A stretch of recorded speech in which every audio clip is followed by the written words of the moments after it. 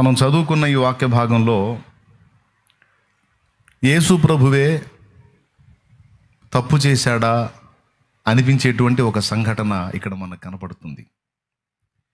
దీన్ని ఆధారం చేసుకొని ఎంతోమంది ఇతర మతాలకు చెందిన వాళ్ళు యేసు ప్రభుని తప్పు పట్టడం కూడా జరిగింది. ఆయన బేతనీయ నుండి వెళ్తూ ఉన్నాడు, బాగా ఆకలిగొని ఉన్నాడు. ఆయన ఆకలిగొని ఆ త్రోవలో వెళుతూ చుట్టూ చూస్తూ ఉన్నప్పుడు ఆకులు గల అంజూరపు చెట్టు ఒకటి కనపడింది. ఆ చెట్టు దగ్గరికి వెళ్ళాడు. బోధకుడు ఎందుకు అంజూరపు చెట్టు దగ్గరికి వెళ్తున్నాడని వాళ్ళు చూస్తున్నారు.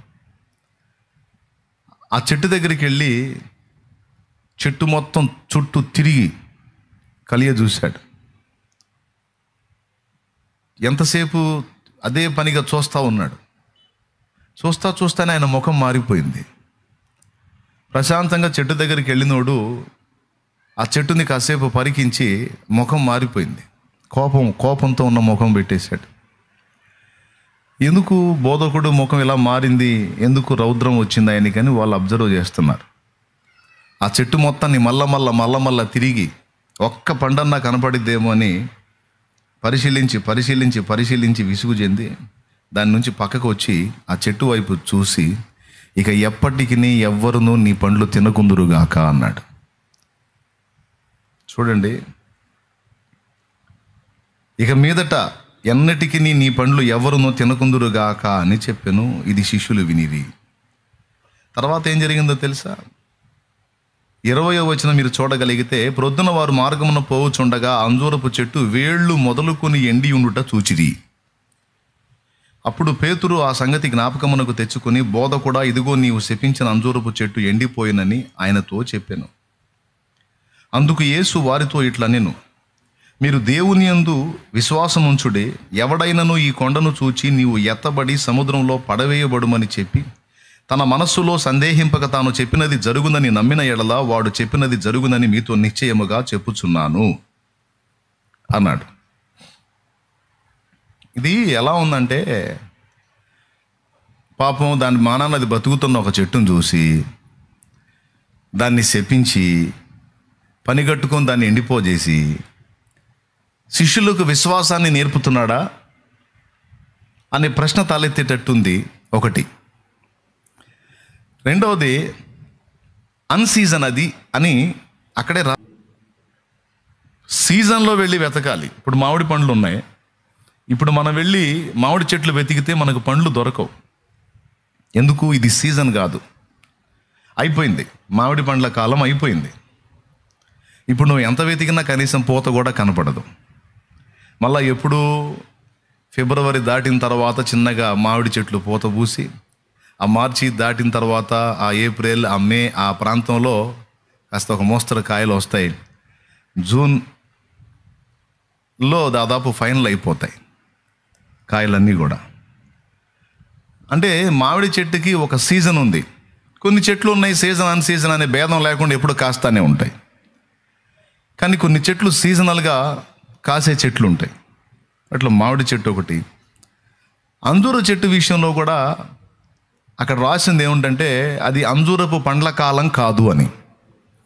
ఇప్పుడు పండ్లు వెతకడానికి మనం వెళ్ళినప్పుడు సీజన్లో వెళ్ళి వెతికితే ఆ కాయో పిందో పండో ఏదో దొరికింది. అన్సీజన్లో పోయి వెతకటం వెతికే వ్యక్తిదే తప్పు అవుతుంది.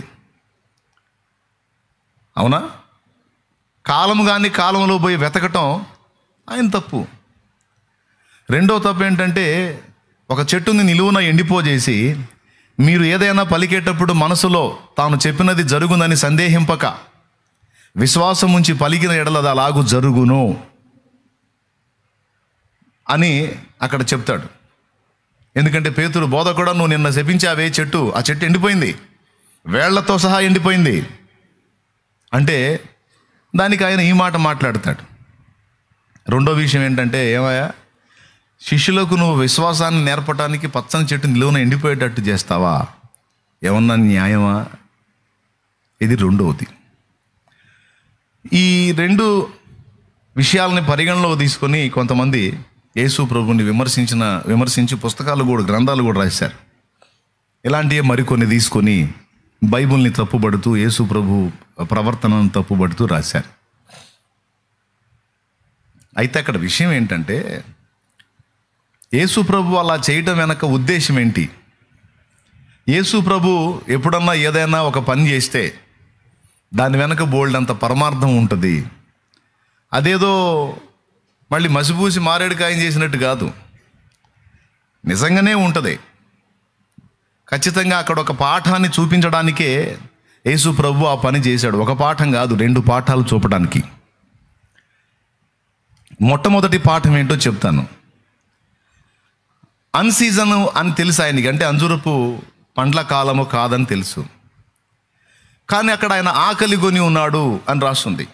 ఆకలి కొని ఉన్నాడు, అన్సీజన్ పండ్ల కాలం కాదు. కానీ ఏదన్నా పండ్ల చెట్టు కనపడిద్దేమో, తిందాం, ఏదన్నా ఒక కాయ కోసుకొని తిందాం అన్నట్టు ఆకలి కొని ఉన్నాడు. గమనించినప్పుడు ఆకులు, చక్కగా ఆకులతో నిండి ఉన్న అంజూరపు చెట్టు కనబడింది. దగ్గరికి పోయి చూస్తే ఒక్క కాయ లేదు. ఎందుకు అంత కోపం వచ్చిందంటే ఆయనకి,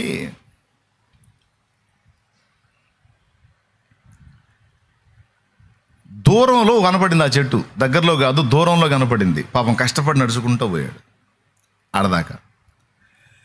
ఎందుకు అంత కోపం వచ్చిందంటే, అది పండ్ల కాలము కానప్పుడు ఆకులు కూడా దాని మీద కనపడకూడదు. అంజూరపు చెట్టు యొక్క పద్ధతి ఏంటంటే, మీకు ఒకవేళ మీకు తెలిసి ఉంటే ఏం లేదు, తెలియకపోతే మన ప్రేయర్ గార్డెన్లో అంజూరపు చెట్లు ఉన్నాయి, మీరు చెక్ చేసుకోవచ్చు పోయి. అంజూరపు చెట్టుకి ఆకు మొదలయ్యి ఆకు సగం బడా వచ్చేసరికి దాని కాండానికి ఆకుకి కార్నర్ ఉంటుంది, మూల. ఆ మూలలో ఒక చిన్న పిందె స్టార్ట్ అయింది, అంజూరపు కాయ. ఆకు మొత్తం ఓపెన్ అయితే కనీసం కాయ పండకపోయినా, పచ్చిగానైనా సరే కాయ మొత్తం ఓపెన్ అయి ఉంటుంది. అంటే కాయ సైజు వచ్చి ఉంటుంది. కావాలంటే వెళ్ళి చెక్ చేసుకోవచ్చు. అది పైన ఆకులతో పాటు ప్రతి ఆకు దగ్గర ఒక కాయ కనపడుతుంది చూడండి. ఆకు పక్కన ఆకుకి అది ఎర్రగా కనపడుతున్న కాయను మీరు గమనించండి. అక్కడ ఆకు ఎక్కడి నుంచి అయితే స్టార్ట్ అయింది, అక్కడి నుంచి కాయ కూడా స్టార్ట్ అయింది చూడు. ఆ చెట్టు జాతి లక్షణం అది. సహజంగా మామిడి చెట్టును చూస్తే ఇప్పుడు మస్తుగా ఆకులు కనపడతాయి మీకు. సీజన్లో పోతే కాయలు కనపడతాయి. కాయలు లేకపోయినా ఆకులు మాత్రం సమృద్ధిగా పుష్కలంగా కనపడతాయి, పెద్ద పెద్ద ఆకులుగా. కానీ అంజూరపు చెట్టు పద్ధతి అది కాదు, అదొక డిఫరెంట్ జాతి. ఈ అంజూరపు చెట్టు జాతి పద్ధతి ఏంటంటే, ఆకు అనేది ఓపెన్ అయిందంటే ఖచ్చితంగా కనీసం పిందె దశలోనైనా కాయ ఉండాలి. అది ఆ జాతి లక్షణం. మీరు గమనించండి, ఆకు ఎంత ఉత్పత్తి అయిందో కాయ కూడా అంత ఉత్పత్తి అయింది. ప్రాక్టికల్గా చూడాలంటే మీరు వెళ్ళి చూడవచ్చు. తోటలో కూటం అయిన తర్వాత అంజూరపు చెట్టు ఏడుందనంటే చిన్నదేదో ఉన్నట్టు 2-3 చెట్లు ఉన్నాయి, నాటారు. ఖచ్చితంగా మీకు ఆకు దగ్గర కాయ కనపడిద్ది. ఇప్పుడు కాయలు కనపడినప్పుడు ఆకులు కూడా ఉండకూడదు. కాయలు కనపడినప్పుడు ఆకులు కూడా ఉండకూడదు. కానీ ఈ చెట్టు ఆకుల్ని చూపిస్తుంది. ఈ చెట్టు బాగా విస్తారంగా ఓపెన్ అయిపోయినటువంటి ఆకుల్ని చూపిస్తుంది. ఆకుల్ని చూపించినప్పుడు అది అలాగ చూపిస్తుంది, ఆకుల్ని బాగా విస్తారంగా అనుకోండి. ఖచ్చితంగా ఎవరికైనా ఏం ఆశ కలిగిద్ది? ఈ చెట్టు ఎంత గొప్ప చెట్టు, సీజన్ అన్ సీజన్ అనే భేదం లేకుండా కాయలు కాస్తుంది, కాపు కాస్తుంది, గొప్ప చెట్టు అనిపించిదిగా. అక్కడికి పోయి చూస్తే పెద్ద పెద్ద ఆకులు ఓపెన్ అయిన ఉన్నాయి, కనీసం పిందె కూడా కనపడలా. కడుపులో మండిపోయింది. కాయలేనప్పుడు ఆకు కూడా కనపడకూడదు. కానీ కాయలు లేకుండా, ఫలాలు లేకుండా ఆకుల్ని చూపించి ఈ చెట్టు ఒక విచిత్రమైనటువంటి క్రియ చేస్తుంది. ఇది మోసగిస్తుంది.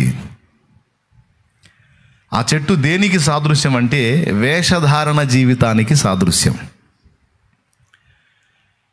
యెరూషలేములో శాస్త్రులు, పరిసయ్యులు, సద్దూకయ్యులు అనబడినటువంటి కొన్ని తెగల వాళ్ళు ఉన్నారు. శాస్త్రులు అంటే ధర్మశాస్త్రాన్ని ఎత్తి రాసేవాళ్ళు. వాళ్ళకి ఈ ధర్మశాస్త్రాన్ని ఎత్తి రాసి రాసి రాసి రాసి బాగా వాళ్ళ మైండ్ నిండా వాక్యం ఉంటుంది. బాగా వినండి, స్తోత్రం చెప్పండి. వాళ్ళ మైండ్ నిండా వాక్యం ఉంటుంది, కానీ ఆ వాక్యాన్ని అనుసరించినటువంటి క్రియలు వాళ్ళ దగ్గర ఉండవు. అందుకే శాస్త్రులు మీకు బోధించేటువంటి బోధకులు బోధించే బోధ మీరు వినండి, కానీ వారు చేసే క్రియల చొప్పున చెయ్యకండి అన్నాడు. వారు చెప్పుదురే కానీ చెయ్యరు. మోయశక్యము కానీ బరువులు ప్రజల మీద మోపుతారు కానీ వారి చిటికెన వేలుతోనైనాను వాటిని కదిలించరు అంటాడు.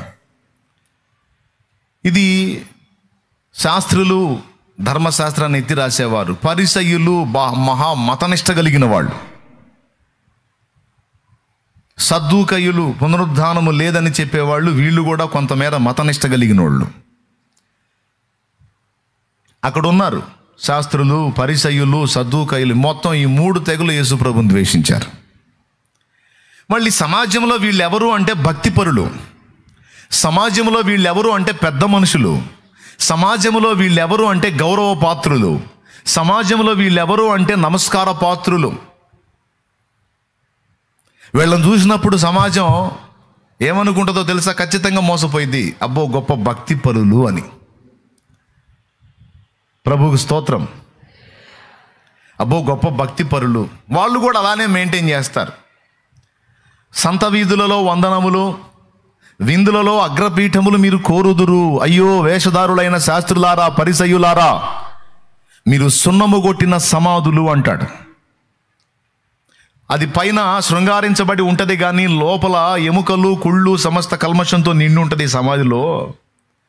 అట్లాగా మీరు వెలపట్ట శృంగారించబడ్డట్టు కనపడుతున్నారు, కానీ మీరు లోపల దోపుతోనూ అజితేంద్రియత్వంతోనూ సమస్త కల్మషంతోనూ నిండి ఉన్నారు మీరు అనే మాట మాట్లాడతాడు. సరే, మీరు అలాంటి వాళ్ళై ఉన్నారా? అట్లయితే బయటికి కూడా అలానే మీరు వ్యక్తపరచండి. అలాగనే మీరు అట్లాంటి వాళ్ళై ఉన్నప్పుడు, ఇప్పుడు సుంకర్లు ఉన్నారు, సుంకర్లు మనుషుల్ని ఇబ్బంది పెడతారు, డబ్బులు వసూలు చేసుకునే వాళ్ళు లోపలికి అలానే ఉంటారు, బయటికి కూడా అలానే కనపడతారు. వాళ్ళు బయటికి భక్తుల్లా కనపడి లోపల దరిద్రగొట్టు స్థితిలో కనపడరు. వేశ్యలు ఉన్నారు, వారు లోపల ఎలాగున్నారో బయటికి కూడా అలానే కనపడతారు. అవునా? కానీ వీళ్ళు అట్లా కాదు, బయటికి పెద్ద మనుషుల్లా కనపడుతూ లోపల సమస్త కల్మషంతో, దోపుతో, అజితేంద్రియత్వంతో, సమస్త అసహ్యతతో నిండిపోయి ఉన్నారు. అలాగ నిండిపోయి ఉండకపోతే వారు యేసుని ద్వేషించేవారు కాదు. వారి లోపల పరిస్థితి బాగలేదు. కానీ వెలుచూపులకి సమాజానికి వాళ్ళు ఎవరయ్యా అంటే దీపాలు. సమాజానికి వాళ్ళు ఎవరంటే దిక్సూచీలు, దారి చూపించే పెద్ద మనుషులు. యేసు ప్రభు అన్నాడు, గుడ్డివాడికి త్రోవ చూపిస్తే ఇద్దరు కలిసి గుంటలో పడతారు కదా అన్నాడు. ఇక్కడ ఆయన బాధ ఏంటంటే, నువ్వు చల్లగానైనా ఉండు, లేకపోతే వెచ్చగానైనా ఉంటే అటైనా ఉండు, లేకపోతే ఇటైనా ఉండు. నువ్వు అటు ఇటు కాకుండా ఉంటున్నావు, నాకు అక్కడ చిరాకు పుడుతుంది అంటాడు ఆయన. దేవునికి స్తోత్రం కలుగును గాక. నువ్వు లోపల బలహీనుడుగా ఉన్నావా, బయటికి కూడా అలానే ఉండు నువ్వు. కానీ బయట మెప్పులు, గుర్తింపులు, డాబు దర్పాలు ప్రదర్శించి భక్తి వేషం వెయ్యొద్దు. నువ్వు లోపలేమై ఉన్నావు, బయటికి కూడా అది వ్యక్తపరచు. ఇప్పుడు నువ్వు కాయలు లేవు, ఆకులు కూడా కనపడొద్దు. నువ్వు కాయలు లేకుండా ఆకులు చూపించావంటే నాటకాలు ఆడుతున్నావు, నువ్వు మోసం చేస్తున్నావు. కాయలు లేకపోతే నేనేం కోప్పడను, ఆకులు కూడా ఉండకపోతే నేను రాకపోదునుగా, నేను మోసపోకపోదునుగా. దూరంలో కనపడింది, దగ్గరలో కాదు. దారొదిలి పెట్టి ఆ చెట్టు కోసం కష్టపడిపోయాడు, దూరంలో అంటే దూరం కష్టపడిపోయాడు ఆకులు చూసి. ఆయన బాధ ఏంటంటే, నన్ను మోసం చేశావు నువ్వు.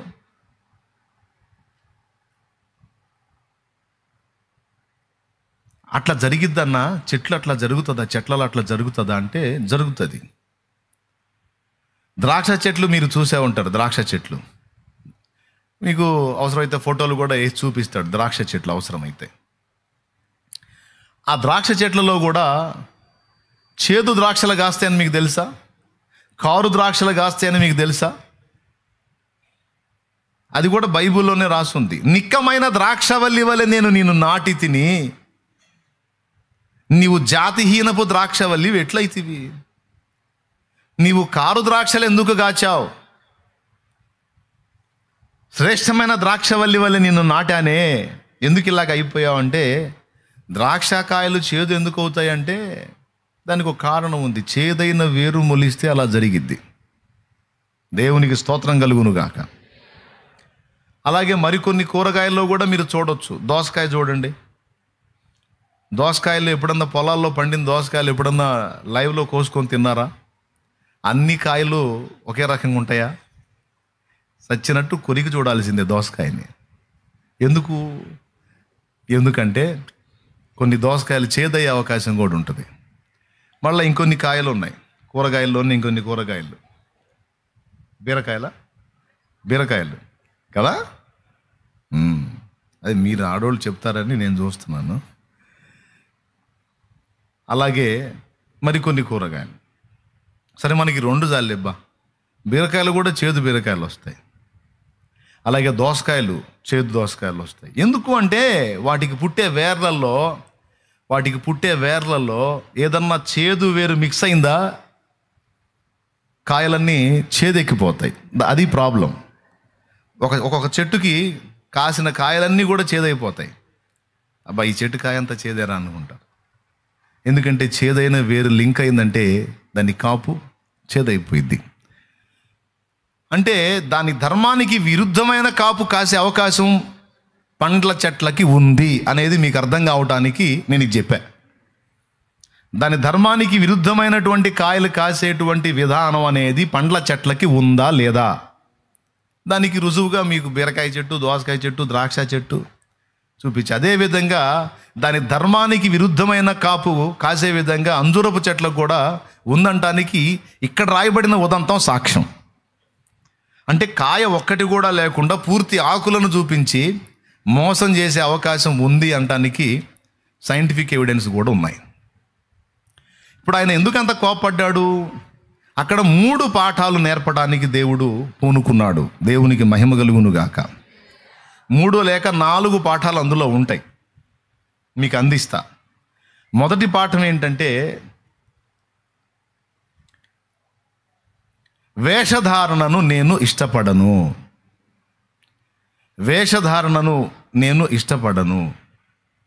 ఉంటే చల్లగానన్నా ఉండాలి, లేదా వెచ్చగానన్నా ఉండాలి. లోపల తేడాగా ఉంటా, బయటికి ఒక రకంగా కనపడి ఈ మోసగించేటువంటి విధానం నాకు నచ్చదు అనే దాన్ని బాహాటంగా తెలియజేస్తున్నాడు ప్రభు. అలాంటి పరిస్థితి ఒకవేళ మన దగ్గర కనబడితే ఎంత కోపం అంటే ఆయనకి, వేళ్లతో సహా ఎండిపోవటం అంటే ఏంటో తెలుసా? మొదల కంట నరకబడటం అంటే మళ్ళీ చెట్టు తిరిగి మొలిచే అవకాశం ఉంటుంది. వేళ్లతో సహా ఎండిపోతే ఇక మళ్ళా తిరిగి అది బ్రతికే ఛాన్సే లేదు. ఎందుకు వేళ్లతో సహా ఎండిపోయేటువంటి పరిస్థితిని కల్పించాడంటే, ఆ చెట్టుకు పుట్టిన వేర్లే తేడాగా పుట్టినాయి. కొంతమంది ఎందుకు ఇలా వేషధారులుగా తయారవుతారు? కొంతమంది ఎందుకు పైకి ఒక రకంగా లోపలికి ఒక రకంగా ఈ నటనా జీవితాన్ని జీవిస్తారు? దీనికి కారణం ఏంటంటే వాళ్ళ పునాదులే సరిగా లేవు, వాళ్ళ బేసిక్సే సరిగా లేవు. ఆ పునాదులు పాడైపోగా నీతిమంతులు ఏం చేయగలరని లేఖనంలో ఉన్నట్టు, ఈ పునాదులే సరిగ్గా పడనప్పుడు ఇలాంటి వేషధారుల యొక్క పరిస్థితి ఏర్పడిద్దన్నమాట. దేవునికి స్తోత్రం కలుగును గాక. హల్లెలూయా. ఆ బేసిక్స్ ఏవైతే ఉంటాయో మూలాలు, ఆ మూలాలు తేడా పడ్డప్పుడు ఇలాంటి గుంపు తయారైంది, వేషధారుల గుంపు.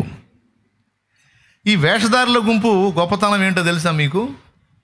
వాళ్ళు తేడా ఎందుకు చిరాకు వచ్చిద్దో చెబుతాను. వాళ్ళు ఎందుకు దేవునికి అంత కోపం వాళ్ళ మీద అంటే చెబుతాను నేను. ఈ చెట్టు ఏం చేస్తుందంటే, ఈ చెట్టు మిగిలిన అంజూరపు చెట్లు మొత్తాన్ని ఎదవలను చేస్తుంది. ఈ చెట్టు అర్థమైందా? మిగిలిన అంజూరపు చెట్లన్నిటిని ఎదవల్ని చేస్తుంది, ఇది మాత్రం ఆకులు చూపిస్తుంది.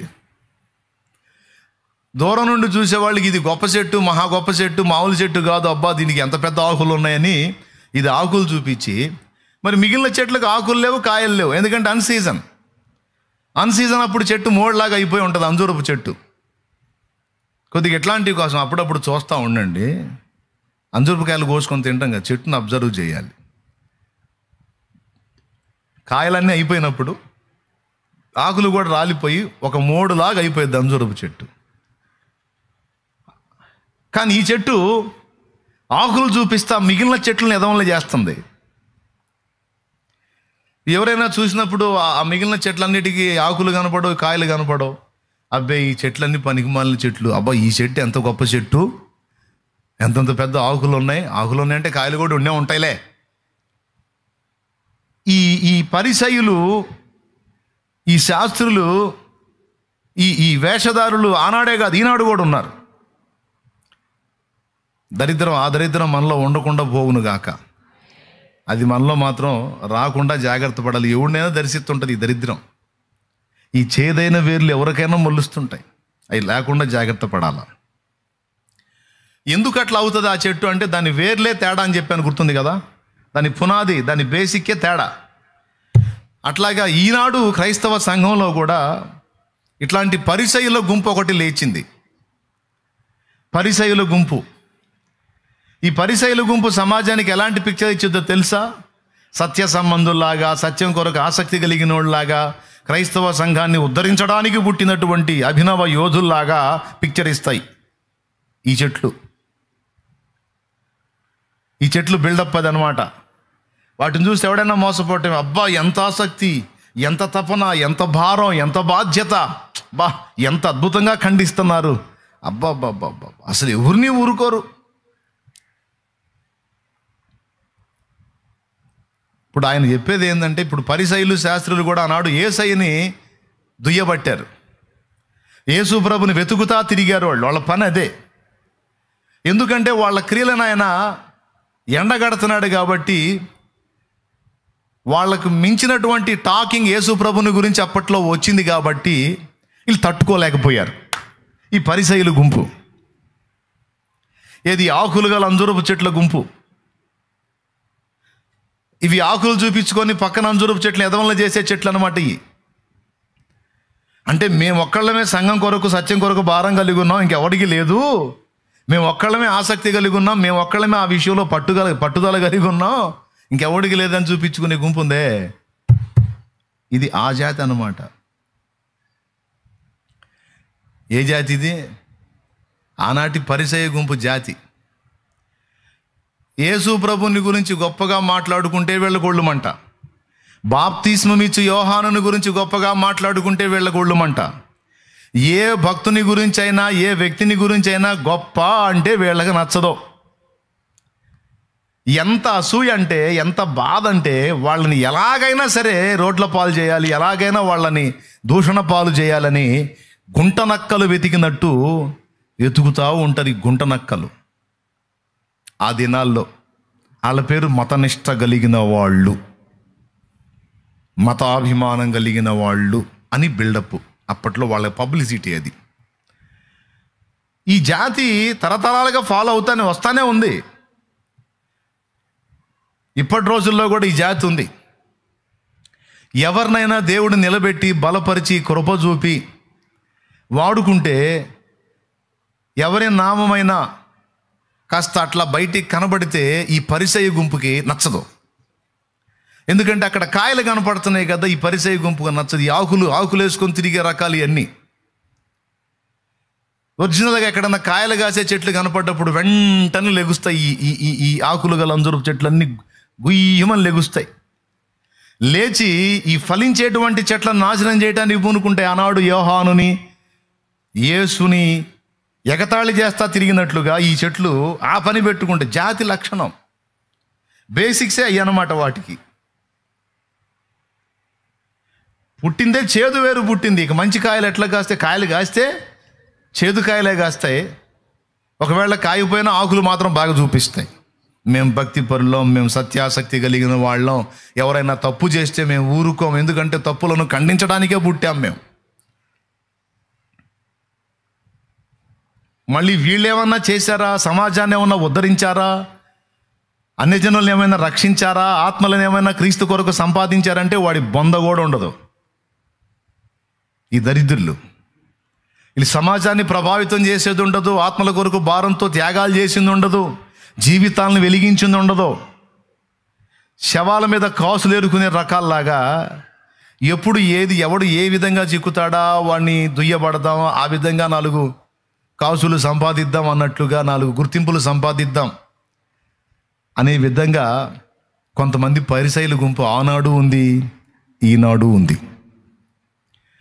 అంటే పని ఉండదు, ఫలాలు ఉండవు, కానీ బిల్డప్ మాత్రం ఆకులు చూపిస్తాయి.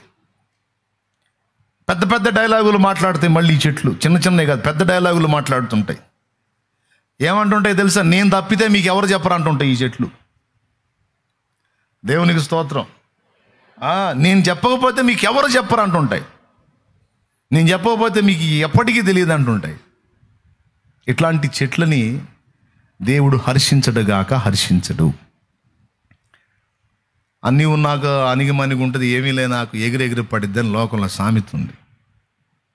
ఎగిరెగిరి పడే ఆకుల గురించి ఎంత చిరాకంటే, అసలు వీటికి మూలం తేడా కదా.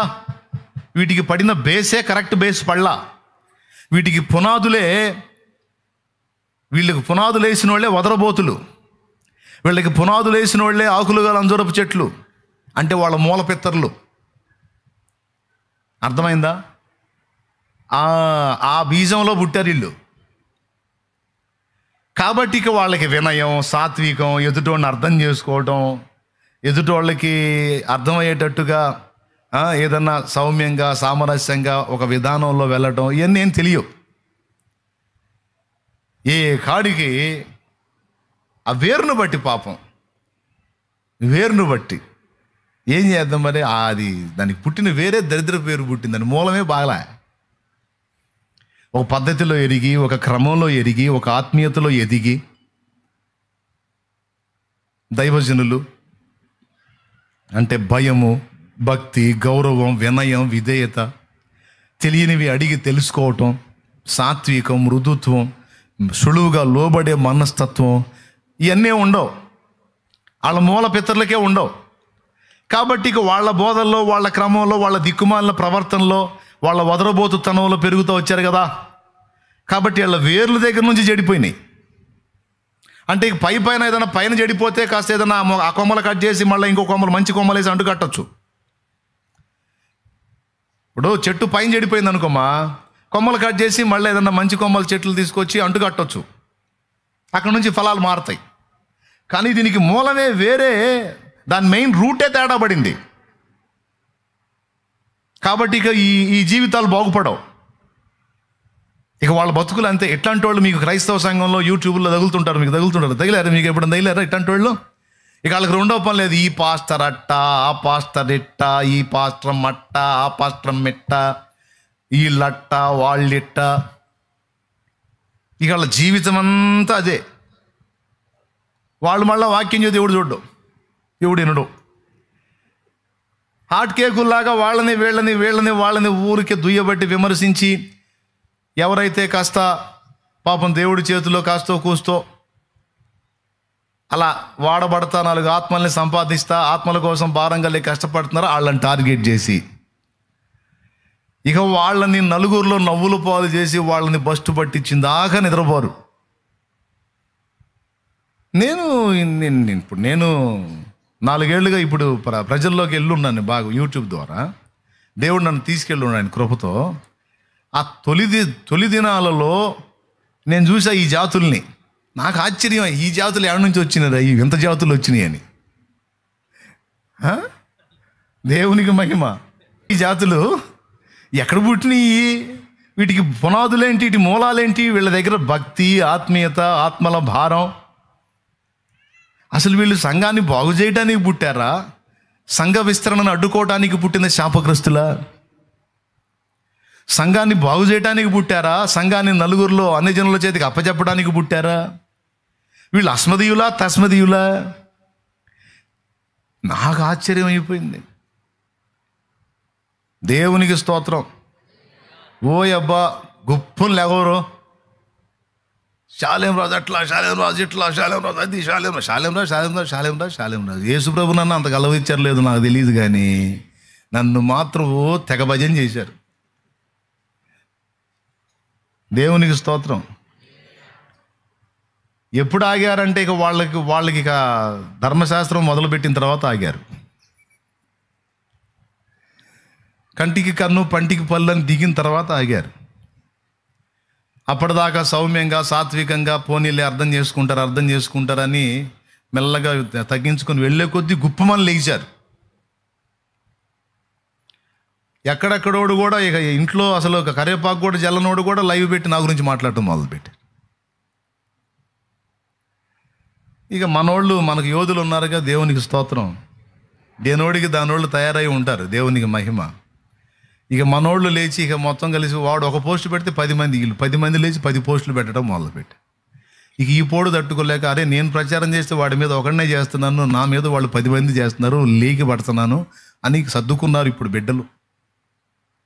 లేకపోతే అమ్మ మళ్ళీ మొదలు పెట్టేవాళ్ళు. ఈ జాతులు అసలు ఎక్కడి నుంచి తేడా పడ్డాయి అంటే వాటి మూలాలే తేడా. దైవజనుల్ని ప్రేమించటం, వాళ్ళని దేవుడు దర్శించిన తీరును గౌరవించటం, భక్తి నేర్చుకోవటం, వినయం, సాత్వికం, తెలియనివి అడిగి తెలుసుకోవటం ఏముండవు. ముంగమూరు దేవదాసయ్య గారు ఒక సూక్తి చెప్పాడు. ఏ మతమును కానీ, ఏ వ్యక్తిని కానీ, ఏ డినామినేషన్ని కానీ దూషింపరాదు, ద్వేషింపరాదు. తెలియనివి దేవునిని అడిగి తెలుసుకోవలెను అని రాశాడు ఆయన ఒక సూక్తి. ఏమిటి ఆ సూక్తి అంటే, ఏ వ్యక్తిని కానీ, ఏ మతమును కానీ, ఏ డినామినేషన్, మతమును కూడా ఎత్తాడు. ఆ మతం అట్లా, ఈ మతం ఇట్లా, మన మతమే నిప్పు అనొద్దు. మిగిలిన మతాలను కూడా కాస్త చదవండి, పరిశీలించండి. అందులో కూడా సువార్తకు తగిన విషయాలు దొరికే ఛాన్స్ ఉందని చెప్పకనే చెప్పాడు ఆ మహానుభావుడు. మనం రఫ్గా పోతే, మీ అన్ని తప్పు మాదొక్కటే నిప్పు అనుకుంటా పోతే ఆత్మలను ఆలోచింపజేయలేమురా బిడ్డలారా. ఇతర మత సాహిత్యాలను కూడా పరిశీలించండి, అందులో సువార్తకు అనుగుణ్యమైన విషయాలను ఎత్తి వాళ్ళకి అందించండి. తప్పకుండా వాళ్ళు కూడా ఆలోచిస్తారు. మనుషుల్ని ఆవేశింపజేయకండి, ఆలోచింపజేయండి అనే విధంగా పెద్దలు మాట్లాడారు, ప్రవర్తించారు, అలాగూ బోధించారు. ఏబి మాస్లామణయ్య గారు పాట రాశాడు, పచ్చిగా రాసి పడేశాడు. ఏసే మానవ జాతి వికాసం, ఏసే తిన్నా పాట తీసుకు తప్పులు పాడితే మళ్ళీ చండాలంగా ఉంటుంది. రండి సువార్త సునాదంతో చూసి పాడదాం. ఒక భయంకరమైన మాట రాశాడు ఆయన. నేను హైందవ సాహిత్యాల్లోంచి యేసుప్రభును ప్రకటిస్తా, హైందవ సాహిత్యాల్లో ఉన్నటువంటి విషయాలను చూపించి మాట్లాడుతుంటే మనకెందుకు అయ్యి ఈ పరిశైలు గుంపు, ఈ ఆకులు గల అంజూరపు చెట్లు ఉన్నాయే, మనకెందుకు అయ్యి, వాటితో మనకెందుకు? ఏం బైబిల్లో సత్తా లేదా? బైబిల్లో సత్తా లేదా? బైబిల్లో సత్తా ఉంది. బైబిల్లో చెప్పబడిన విషయాలకు సపోర్ట్ చేసేటువంటి అంశాలు అవతల గ్రంథాల్లో కూడా ఉన్నాయి. కాబట్టి వాటిని ఎత్తి చూపించి వాళ్ళని ఆలోచింపజేసి ఎక్కడికి తీసుకొస్తున్నాం? వాళ్ళని సత్యంలోకి తీసుకొని వస్తున్నాం, పరిశుద్ధ గ్రంథం దగ్గరికి తీసుకొస్తున్నాం, నిజదేవుడైన యేసయ్య దగ్గరికి తీసుకొని వస్తున్నాం. అంతేగాని వీళ్ళని తీసుకెళ్ళి అందులో కలపట్లేదుగా. దిక్కుమాలని తెలివి కదా అది, తెలిసి తెలియకుండా మాట్లాడటం. ఏమండి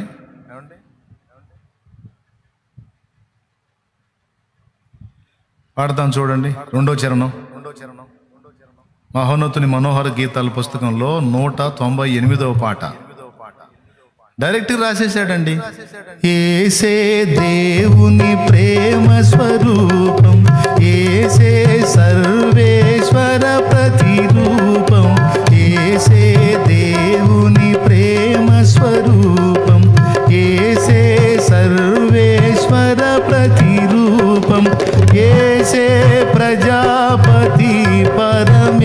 దేశం ఏసే ప్రజాపతి పరమేశం ఆశ్రిత జనముల సుఖవాసం రండి సువార్త సునాదముతో రంజిలు సిలువని నాదముతో తంబుర సితార నాదముతో ప్రభు యేసు దయానిధి సన్నిధికి ప్రభు యేసు దయానిధి సన్నిధికి. ఏసే ప్రజాపతి ఏసే పరమేశ్వరుడు అని చెప్పకనే చెప్పాడు. పరమందుండి ఈ విశ్వమును పాలించేటువంటి ఈశ్వరుడు పరమేశ్వరుడు. ఓ అన్యజనులారా, యేసును చూడండి. ఏసే ప్రజాపతి.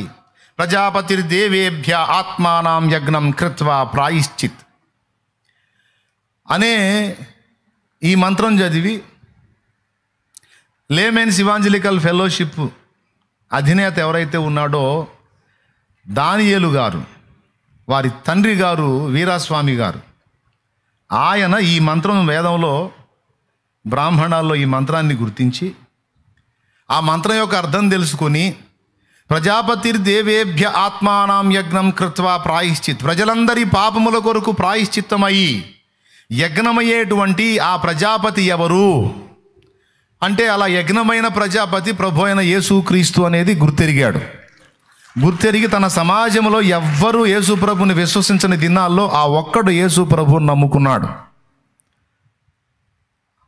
ఆ తర్వాత ఆయనకు పుట్టిన సంతతి దానియేలు గారు, ఆయనకు పుట్టిన వారు జో గారు. ఎవరు? దానియేలు గారికి పుట్టిన వారు జాషువా దానియేలు గారు. ఒక పెద్ద పరిచర్య ఏర్పడింది, లేమెన్స్ ఇవాంజలికల్ ఫెలోషిప్. దేవునికి స్తోత్రం కలుగును గాక. ఇప్పుడు చిన్న చిన్న సిద్ధాంతాల్లో ఏదన్నా వైరుధ్యం ఉంటే ఉండొచ్చు, కానీ భక్తి పరులండి, సత్యాన్వేషకులు, సత్యం కోసం సమస్తాన్ని వదిలిపెట్టి సమాజం చేత వెలివేయబట్టాన్ని కూడా తెగించినటువంటి యోధులు. యేసు ప్రజాపతి.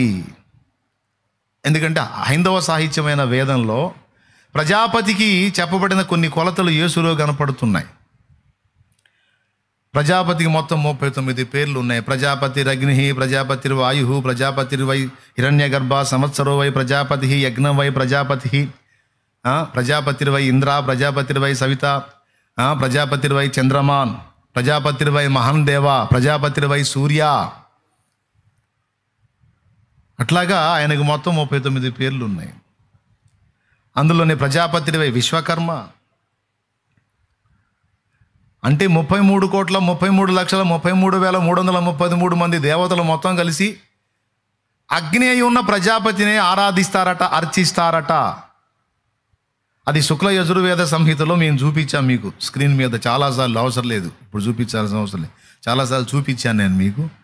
డౌట్ ఉంటే మళ్ళీ చూపిస్తారు, మన వాళ్ళు ఇబ్బంది ఏం లేదు. దేవునికి మహిమ. అంటే దేవతలందరూ, దేవదూతలందరూ మొక్కిన వాడెవరు? ఆయనే అధిదేవుడు, ఆదిదేవుడు, ఆది అంతములు తానై ఉన్న దేవుడు. ఋగ్వేద సంహితలో ఎంత స్పష్టంగా చెప్పబడింది. తొలుత జన్మించిన వాడు మానస యజ్ఞమున యజించబడినాడు అనుంది. తొలుత జన్మించిన వాడు అంటే టీకా తాత్పర్యంలో అయితే డైరెక్ట్గా రాశాడు ఆది సంభూతుడు అని. బైబిల్లో కూడా హెబ్రీ పత్రిక 1:6లో ఆది సంభూతుడు అని ఉంటుంది. ఆది అంటే ప్రారంభం, సంభూతుడు అంటే సంభవించిన వాడు. అంటే ఈ సృష్టి మొత్తం ఏది నిర్మించబడక మునుపు తండ్రి నుండి తానే బయటికి వచ్చిన వాడు, ఆయనే ఇదంతా చేసిన వాడు. ఏది? ఈ సృష్టి అంతా, ఈ విశ్వాన్ని నిర్మించిన వాడు. ఈ సృష్టి పాపంలో పడినప్పుడు ఈ పాపముల నిమిత్తమై ఈ బిడ్డలందరి కోసం తనను తానే యజించుకున్నవాడు, యజ్ఞమైపోయిన వాడని స్పష్టంగా ఋగ్వేద సంహితలో ఉంది. ఇక మిగిలిన అని నాకు అనవసరం, బైబిల్లో చెప్పిన దానికి లింక్ అయ్యే వచనం అందులో ఉంది, కాస్త చూసి ఆలోచించండి అని నేను చెప్పాను. అమ్మమ్మమ్మమ్మో, ఎంత బాధ కలిగింది బిడ్డలకి, ఈ చేదు వేర్లు చెట్లకి. నేను బిత్తరపోయా, వీళ్ళకేం వచ్చిందిరా, వీళ్ళకేం మెంటలు ఎక్కిందా, మైండ్ పోయిందా, పిచ్చి ఎక్కిందా, వీళ్ళు సోదోళ్ళ లేకపోతే అరవోళ్ళ? తమిళ వాళ్ళ మనం అరవోళ్ళ అంటాం. దేవునికి స్తోత్రం. ఎవరు వీళ్ళు?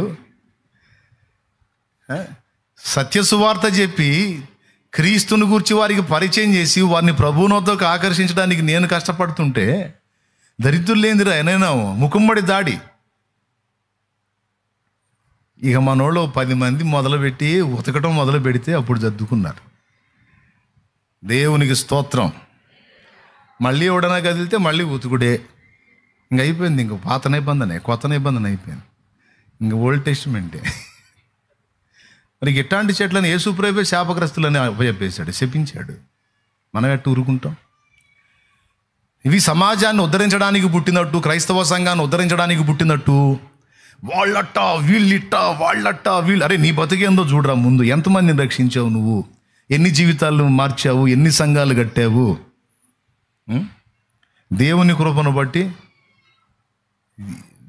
దాదాపు 50,000 కంటే పైచిలుకు ఆత్మల రక్షణలో నడిపించి లక్షలాది మందికి దీవెనకరంగా నా తండ్రి ఉపదేశాలను ఆశీర్వదించి దాదాపు ఇంచుమించు ఇప్పుడు 200 సంఘాలకు రీచ్ అవుతా, ఇన్ని ప్రాంతాల్లో పరిచర్యలు, ఇంతమంది దైవజనులు, ఇంత పని చేసిన వాడిని నిన్నగా మొన్న వచ్చినోడు డింగు డింగు మంట వచ్చినోడు ఎగతాళి చేయబోతాడు. ఏమండి? ఇక నేను అనకూడదు, కోన్ కిస్కా అనేది అంటారు కదా, ఇక నేను అనకూడదులే. వాడికి ఏం తెలుసు? వాడికి దాని సాలు మళ్ళీ ఉన్నది.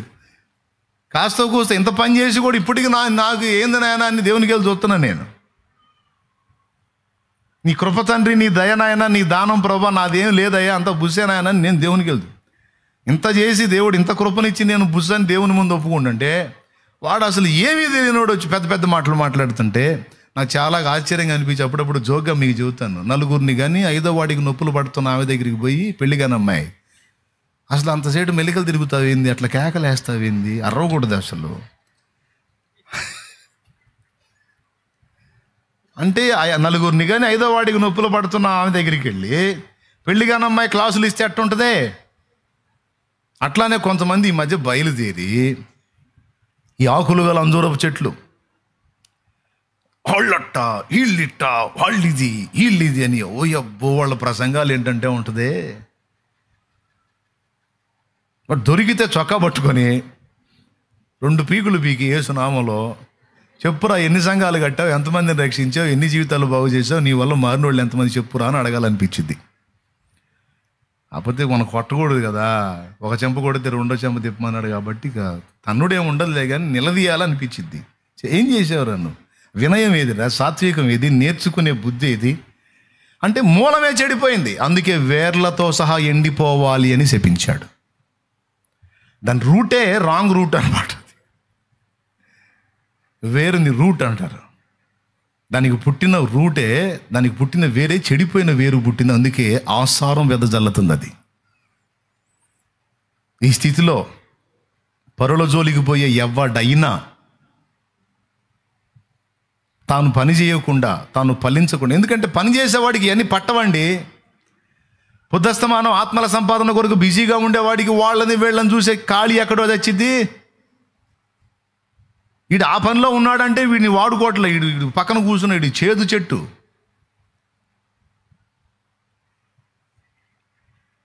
ఇది మీరు తెలుసుకోవాలని చెప్తున్నాను. ఇట్లాంటి చెట్లను చూసినప్పుడు, వాళ్ళ మాటలు విన్నప్పుడు, వాళ్ళు ఎవరి గురించి చెప్పినా తొందరపడి వాళ్ళు చెప్పే వ్యక్తుల విషయంలో అనుమానించవద్దు. ఎందుకంటే వీళ్ళు భక్తుల్నే టార్గెట్ చేస్తారు, ఆత్మీయుల్ని, దేవుని కోసం ఆకలి దప్పులు గల వారిని, ఆత్మల కొరకు భారం కలిగిన వారిని పాపం ఈ దౌర్భాగ్యులు టార్గెట్ చేస్తారు. అదే చూస్తుంది మిగిలిన చెట్లన్నింటినీ ఇది ఎదవలో చేస్తుంటుంది అన్నమాట, ఆకులు చూపించింది. అర్థమైందా? కాసే చెట్లను ఎదవలో చేస్తుంటుంది ఇది. కడుపులో మండి ఇంకెన్నటికి నీ పండ్లు ఎవడు తినకుందురుగాక అంటే వేళ్లతో సహా చచ్చింది అని రాసింది. అది మార్చుకోవాలి, దిద్దుకోవాలి. లేకపోతే దీని కిందకి ఈ చెట్లన్నీ వస్తాయి. నేను చెప్తున్నాను, ఎదుటి వాళ్ళని విమర్శించి, ఎదుటి వాళ్ళని తప్పులు బట్టి, ఎదుటి వాళ్ళ లోపాలు దిద్దేటప్పుడు ముందు కాస్తో కోస్తో మనం నేర్చుకున్న అనుభవం, ఫలించిన అనుభవం, బోధింపదగినవాడు, చెప్పడానికి తగినవాడు అంటే అనుభవం కావాలి కదండి. ఇప్పుడు పెళ్ళైన అమ్మాయికి పాపం తొలికాను పోయినప్పుడు 4 గన్న తల్లి చెప్పిద్దమ్మా, ఇట్లా ఉంటుందిరా, కొంచెం నొప్పులు ఉంటాయి, బాధ ఉంటుందమ్మా, అయితే 12 బిడ్డను కంటావమ్మా, ఓర్చుకో తల్లి అంటే ఆ అనుభవం సరిపోయిద్ది. ఆ చెప్పే మనిషి చెయ్య పట్టుకొని తను బిడ్డని కంటది. అనుభవం కావద్దు.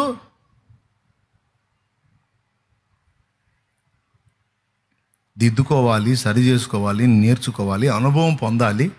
ఆ అనుభవంలో ఏదన్నా వినయంగా 4 మాటలు, అయ్యా ఇదిగో ఫలానా దైవజనుడు ఇలా మాట్లాడుతున్నాడు, ఇది సబబు కాదయ్యా, కాస్త సరి చేసుకోయా అంటే బాగుంటుంది. నిజంగా అనుభవం పొందిన వాళ్ళు బరువైన చెట్లు అంతే ప్రవర్తిస్తారు, అంతే చెబుతారు, ఇట్లా కాదు ఇట్లా సరి చేసుకోండి అయ్యా. అది ఎగిరెగిరి పడిందంటే ఇది ఆకులు గల అంజూరపు చెట్టు, ఏ దగిలినా మీకు అది గుర్తుపెట్టుకుంటుంది. అదే ఇది పాఠం. ఇలాంటి వేషధారణ వ్యవహారాలని ప్రభు ఒప్పుకోడు. ఇలాంటి వ్యక్తులు సంఘానికి క్షేమం కాదు. అన్యజనులకు, మతోన్మాదులకు సంఘాన్ని పట్టించే రకాలు, సేవకుల్ని పట్టించే రకాలు వీళ్ళు. వీళ్ళ వల్ల క్రైస్తవ సంఘానికి నష్టమే తప్ప లాభం ఎంత మాత్రం ఉండదు. కానీ వాళ్ళు చెప్పుకోవటం మాత్రం మేము ఉద్ధరించడానికి పుట్టామంటారు. ఒట్టిదే నాశనం చేయడానికి పుట్టారు, భ్రష్టు పట్టియడానికి పుట్టారు. ఎందుకు చెప్తున్నానంటే ఆ సందర్భం అది కాబట్టి, ఇప్పుడు అక్కడ చదివిన దానిలో అది ఉంది కాబట్టి చెబుతున్నాను నేను. లేకపోతే ఎవరినో కడుపులో పెట్టుకొని చెప్పాలని ఈ వచనం చూపించడం కాదు, సందర్భం కాబట్టి చెప్పా. మీరు స్తోత్రం చెప్పండి. ఎంతమందికి అర్థమైంది? మీరు ఎటుకూడి సెల్ ఫోన్లు వీక్షిస్తూ ఉంటారు కాబట్టి అట్లా ఛానల్ ఓపెన్ చేస్తే వస్తూ ఉంటాయి. కాబట్టి ప్రతిదీ గుడ్డిగా నమ్మొద్దు. తొందరపడి దేవుని పాత్రలను తొందరపడి తోలనాటం కానీ, ఎగతాళి చేయటం కానీ, హేళనగా మాట్లాడటం కానీ నా బిడ్డలుగా ఉన్నవారు ఎవ్వరూ చేయొద్దు. నన్ను వెంబడించే వాళ్ళు ఇక్కడ కానీ, దూరంలో కానీ, ఏ గ్రామంలో ఉన్నా, ఏ ప్రాంతంలో ఉన్నా, ఏ రాష్ట్రంలో ఉన్నా, ఏ జిల్లాలో ఉన్నా, ఇతర దేశాల్లో ఉన్నా, షాలేం రాజు అనేవాడిని వెంబడించే వాళ్ళు మాత్రం దైవజనుల్ని గౌరవిస్తారు, గౌరవించాలి. ఆ మనసు కలిగి ఉంటారు, ఆ ఆత్మ కలిగి ఉంటారు. అంతే ఉండాలి. తొందరపడి దేవుని సంబంధుల్ని ఎవడి మాటలో విని మనం తూలనాటం కానీ, తృణీకరించడం కానీ చెయ్య రాదు. ఓకేనా? ఇది ఒక పాఠం. రెండవ పాఠం ఏంటి ఇందులో? మొదటి పాఠం ఏంటంటే, ఈ ఆకులు చూపించి దేవుని పనికి విఘాతం కలిగించే దిక్కుమాలిన దౌర్భాగ్య శిఖామణులను దేవుడు వదిలిపెట్టడు. ఆ వేర్లతో సహా ఎండిపోవాలని శపించాడు. అక్కడ యెరూషలేములో కూడా ఇదే టైప్ వ్యక్తులు ఉన్నారు. వాళ్ళు నిజంగా సత్య సంబంధులై దేవుని ఎడల వినయాసక్తి కలిగిన వారైతే యేసు ప్రభుని హత్తుకొని ఉందరు. కానీ యేసు ప్రభుని ఎలాగూ సంహరించుదమా అని వారు ఆలోచన చేసుకుంటారంటే శాస్త్రులు, పరిసయ్యులు, వాళ్ళు ఏ జాతికి చెందిన వాళ్ళు? ఆకుల జాతికి చెందిన వాళ్ళే. కాయలు ఉండ వాళ్ళ బొందలేదు. మీరు మీ తండ్రి క్రియలనే చేస్తున్నారు అన్నాడు. ఎవరు మా తండ్రి అంటే ఆయన చెప్పాడు, అపవాది తండ్రి, మీ తండ్రి అపవాదిరే అన్నాడు. మేము అబ్రహాము సంబంధులం అన్నారు.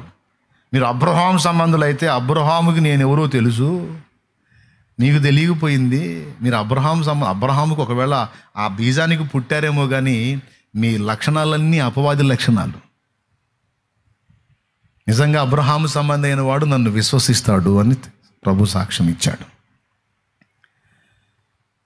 ప్రియులారా, ఈ జనాంగం అనేది ప్రతి తరములోనూ, ప్రతి జనములోనూ ఉంటుంది గనక ఇలాంటి వేషధారులైనటువంటి ఆకులు కలిగి ప్రగల్భాలు పలికి పక్క వాళ్ళని వెధవల్ని చేయడానికి ప్రవర్తించేటువంటి ఈ వ్యక్తులను, ఈ గుంపుని ప్రభు నిరసించాడు. ఇలాంటి చెట్లను ఆయన శపించినట్టు దేవుని గ్రంథంలో రాయబడి ఉంది. వేషధారణ ఇష్టపడ్డాడు ఆయన. ఉన్నది ఉన్నట్టుండు, నువ్వు నటనలు చేయొద్దు, నాటకాలు ఆడొద్దు. సరే ఉన్నావా, అట్లుండు.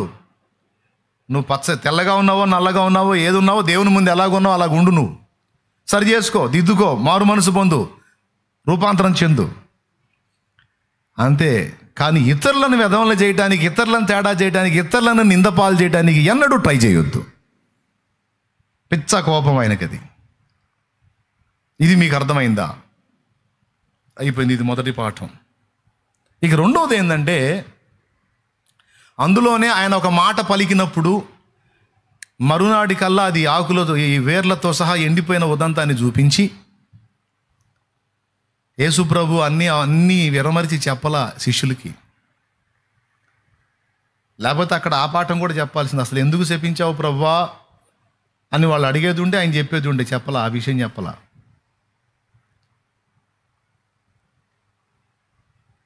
కానీ ఒక సంగతి చెప్పాడు. పేతురు ఆ చెట్టును చూసి, ప్రభువా, నిన్న నీవు శపించిన అంజూరపు చెట్టు వేళ్లతో సహా ఎండిపోయిందయ్యా.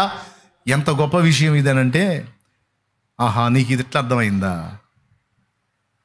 వాస్తవంగా అడగాల్సిన పాయింట్ ఏంటి? అసలు ఎందుకు శపించావు ప్రభువా అనేది ప్రశ్న. అది వచ్చినట్టయితే ఇప్పుడు ఈ మ్యాటర్ అంతా చెప్పేవాడు. కానీ దాన్ని వదిలేశారు వాళ్ళు. మరునాడు చూసినప్పుడు అది వేళ్లతో సహా ఎండిపోయేసరికి ఆశ్చర్యపోయి, ప్రభువా, నువ్వు పలికేవలేదు, ఎండిపోయింది అంటే, ఓహో, అంటే అసలు పాయింట్ వదిలేశారు, మీరు ఇది పట్టుకున్నారు. ఓకే, పోనీ దీనిలోంచి ఒక పాఠం నేర్పుతాలే అని వాళ్ళ బుర్ర ఏదైతే ఆలోచించిందో ఆలోచించడానికి సపోర్టివ్గా ఒక వాక్యం చెప్పాడు అక్కడ. అదేంటంటే, ఈ అంజూరపు చెట్టుకి ఎలాగో జరిగిందో అలాగే ఒక కొండ వైపు నీవు చూచి, ఇది ఎత్తబడి సముద్రంలో పడవేయబడునుగాక అని తన మనసులో సందేహింపక పలికిన ఎడలా అలాగూ జరుగునని మీతో నిశ్చయముగా చెప్పుచున్నాను. ఏదైనా ఒక సంగతిని విశ్వసించేటప్పుడు ఇక అరమరిక లేకుండా, సందేహం లేకుండా విశ్వసించాలి. దేవుని యందు విశ్వాసం ఉంచండి. ఆ విశ్వాసం కూడా ఎలా ఉంచాలి అంటే, సగం అది సగం ఇది కాదు, అయితే ఇది లేకపోతే లేదన్నట్టు కాదు. నేను ప్రార్థించాను, నేను విశ్వసించాను, నేను ఎదురు చూస్తున్నాను, నా దేవుడు తప్పకుండా నా ఎడల ఈ కార్యం జరిగించునని రూఢిగా నమ్మండి, సందేహం పెట్టుకోవద్దు అని ఆ తర్వాతే అంటాడనమాట. మీరు ప్రార్థనలో అడుగువాటి నెలను పొంది ఉన్నామని నమ్ముడి, అప్పుడు అవన్నీ మీకు అనుగ్రహింపబడుననే మాట కింద అంటాడు. అంటే విశ్వాసం ఎంత స్థిరంగా ఉండాలి? దేవుని దగ్గరకు వచ్చి ఏదైనా ఒక విషయం అడిగినప్పుడు, ప్రార్థనలో నువ్వు దేవునికి నీ మనవులు తెలియజేసినప్పుడు, దేవుడు తప్పనిసరిగా నీకు ప్రతిఫలం ఇస్తాడని నమ్మే విషయంలో రాజీ ఉండొద్దు అని కూడా రెండవ పాఠం నేర్పాడు. కొంతమంది ప్రార్థన చేస్తానే ఉంటే ఒక పక్క డౌట్ కొడతానే ఉంటుంది. ఇలాంటి ప్రసంగం విని ఒక ముసలమ్మ, ఒక ఆమె పోయే దారిలో ఒక పెద్ద గుట్ట ఉందంట. అంటే గుట్ట ఆమెకేం అడ్డం లేదు, అయ్యగారు చెప్పాడు, ఇది ఈ కొండను చూసి లేచి సముద్రంలో పడమంటే పడిద్ది అని చెప్పి ప్రసంగం చేశాడు కదా అని ఆ గుట్టకాడికి పోయి, ఏ సునాములో ఈ గుట్టలేసి అవతల పడును కాక అని ఒక్క కన్ను చూస్తున్నాడు, పడిందా లేదా అని. అంటే ఒక్కరిని ఎందుకు తెరిచి చూసింది? సరే పళ్ళా, అప్పుడు అండి నాకు తెలిసి ఇది పడదని అసలు మాట అప్పుడు బయట పెట్టింది. ఏమని? నాకు తెలుసు ఇది పడదని. అంటే లోపల నిశ్చయత ఏంటి? జరగదని. కానీ బయటికి పలికిందేంటి? జరగాలని. అది ఎట్లా అయింది? కొంతమంది తెలివితేటలు ఇట్లా తగలబడతాయి. దేవునికి మహిమ. ఎన్నిసార్లు చెప్పినా వాళ్ళకి అర్థం కాదు. మనం పెదవులతో ఏం పలుకుతున్నామో అనేది సెకండు, మనం లోపల ఏది విశ్వసిస్తున్నామో అనేది మొదటిది. ఏమైనా అర్థమైందా మీకు? నువ్వు ఏం అంటున్నావో అనేది రెండవది చూస్తాడు, ఏమి అనుకుంటున్నావో దానికి మెయిన్గా దేవుడు ప్రయారిటీ ఇస్తాడు. అర్థమైందా? ఆయన వారి హృదయము నెరిగి, హృదయము హృదయము హృదయము హృదయము హృదయము హృదయము ఎన్నిసార్లు రాసిందో. హృదయమందు విశ్వసించిన ఎడల, హృదయమందు నమ్మిన ఎడల.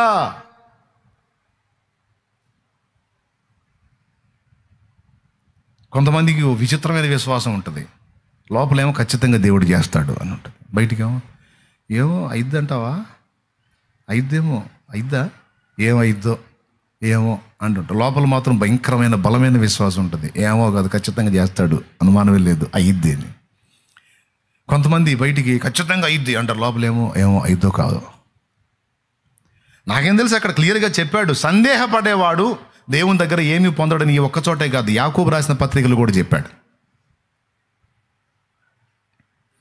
పిల్లలు లేరు ఒక సోదరికి, 17 ఏళ్ళు పిల్లలు లేరు, 17 ఏళ్ళు పెళ్ళై నా దగ్గరకు వచ్చింది, అన్నా నాకు పిల్లలు లేరు, 17 ఏళ్ళు అయింది పెళ్ళి.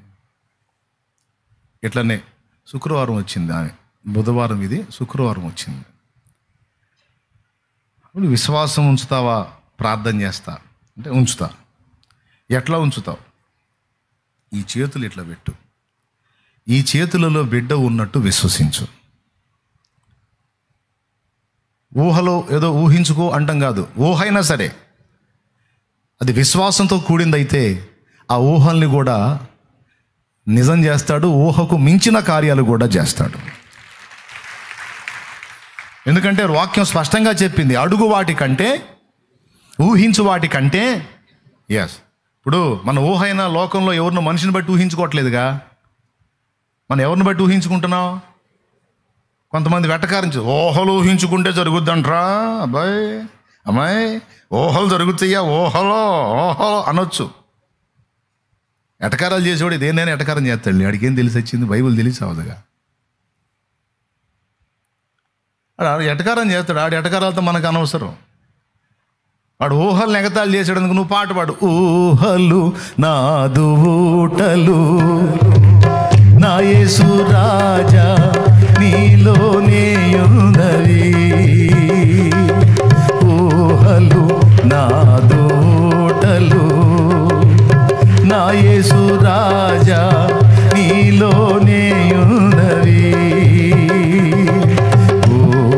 ఊహకందవు నీదు ఆశ్చర్య క్రియలు.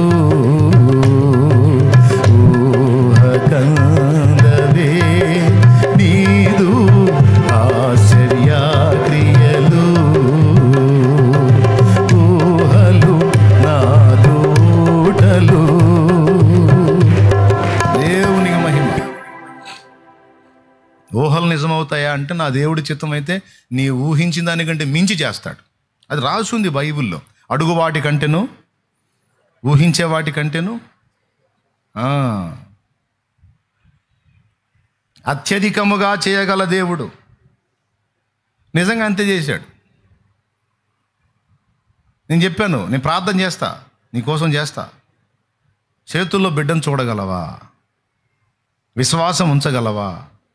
విశ్వాస నేత్రాలతో నీ చేతుల్లో బిడ్డను చూడగలవా అని అడిగాను. మంచి భక్తి కలిగిన మనిషి, 17 ఏళ్ళు. ఇది అబద్ధం కాదు, నిజం. నేను చూస్తానన్న ప్రార్థన చేయమని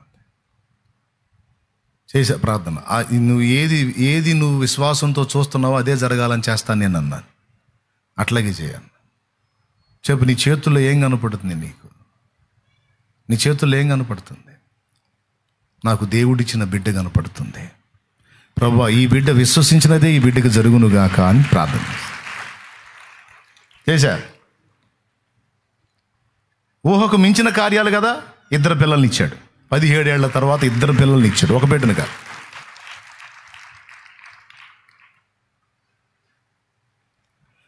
ఆయనకి సాధ్యంగా ఏముంది? సందేహం ఏమైనా ఉందా సోదరి? లేదన్నా, విశ్వాసం ఉంది నాకు. నా దేవుడు చేస్తాడు, నేను నమ్ముతున్నా. విశ్వాసం ఉంచే. నువ్వు ఎప్పుడు మోకాళ్ళు వేసినా నీ చేతుల్లో ఆ బిడ్డను అలాగే చూడు. నువ్వు అంటే అలాగే చూసింది. అనతి కాలంలోనే ఆమె గర్భిణిగా దేవుని మందిరంలో కనపడింది. ఏమ్మా అంటే దేవుడు కార్యం చేశాడన్న. 17 ఏళ్ల తర్వాత దేవుడు నాకు గర్భఫలాన్ని ఇచ్చాడు అని. నాకే ఆశ్చర్యం కలిగింది. ఎందుకో తెలుసా? ఇప్పుడు నేను ప్రార్థించిన అవతల వ్యక్తి విశ్వసించాలి కదా. ఆ విశ్వాసం ఆమెకి సందేహం లేదు. ఇక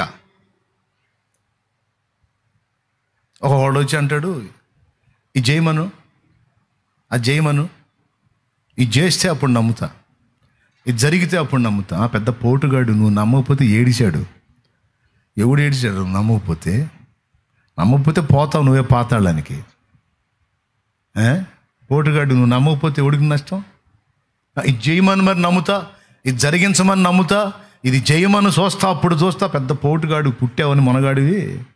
నీకాడికి మొనగాడు లేడని నువ్వు చెప్తే అన్ని దేవుడు దోసుళ్లాగా అయ్యా అది చేయమంటావా, అయ్యా ఇది చేయమంటావా అని చేయాలి. నీ బొందన్నర బొంద.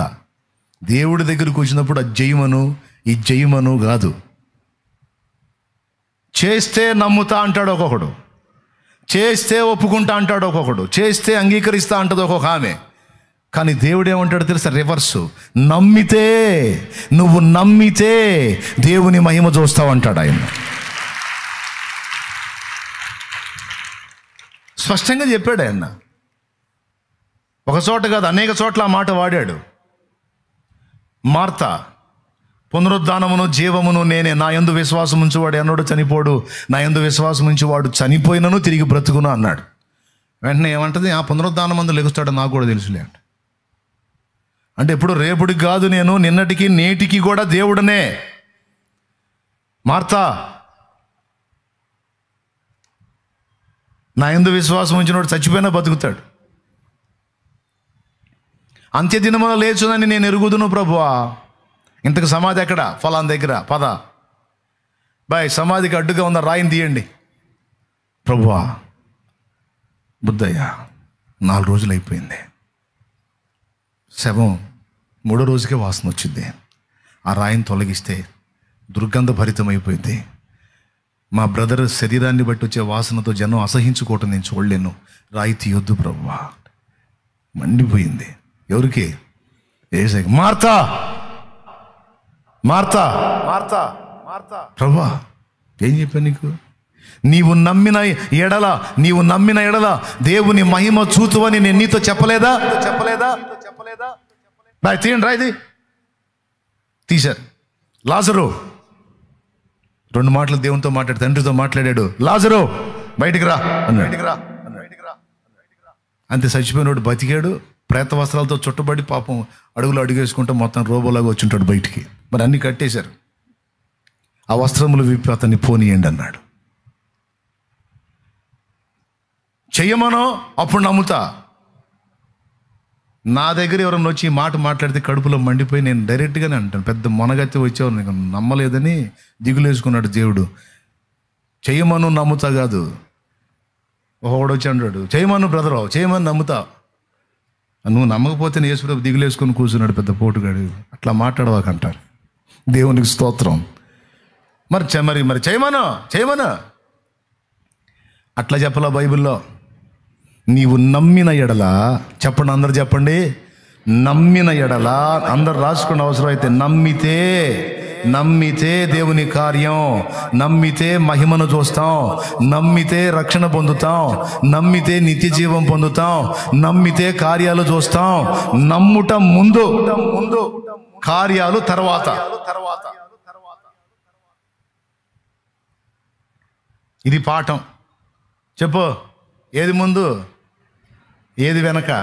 ఈ రివర్స్ గాళ్ళంతా కొంతమంది వచ్చి చేయమను అప్పుడు నమ్ముతా, చేయమను. ఈ పాస్టర్లు కూడా ఉన్నారు ఇట్లాంటి. ఇందులో ఎంత ఆకుల గుంపు, ఇది ఫలాల గుంపు కాదు. ఇది ఇవన్నీ ఆకులు గల అంజూరపు చెట్లు. వీడు అసలు పేరుకు వాడు సేవకుడు కానీ, ఇట్లా మాట్లాడి ఎవడైనా సరే పేరుకే సేవకుడు కానీ వాడు నిజంగా సేవకుడు కాదు, వాడు విశ్వాసి కాదు. అసలు వాడు దేవుని సంబంధే కాదు. అది చేయమను అప్పుడు నమ్ముతాననేది ఏందిరా నువ్వు? దేవుడు చేయలేదా కార్యాలు? దేవుడు కార్యాలు చేయలేదా?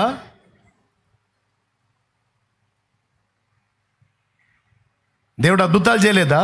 ఇప్పటికి లేవా? లక్షల కొలది కోట్ల కొలది సాక్ష్యాలు లేవా?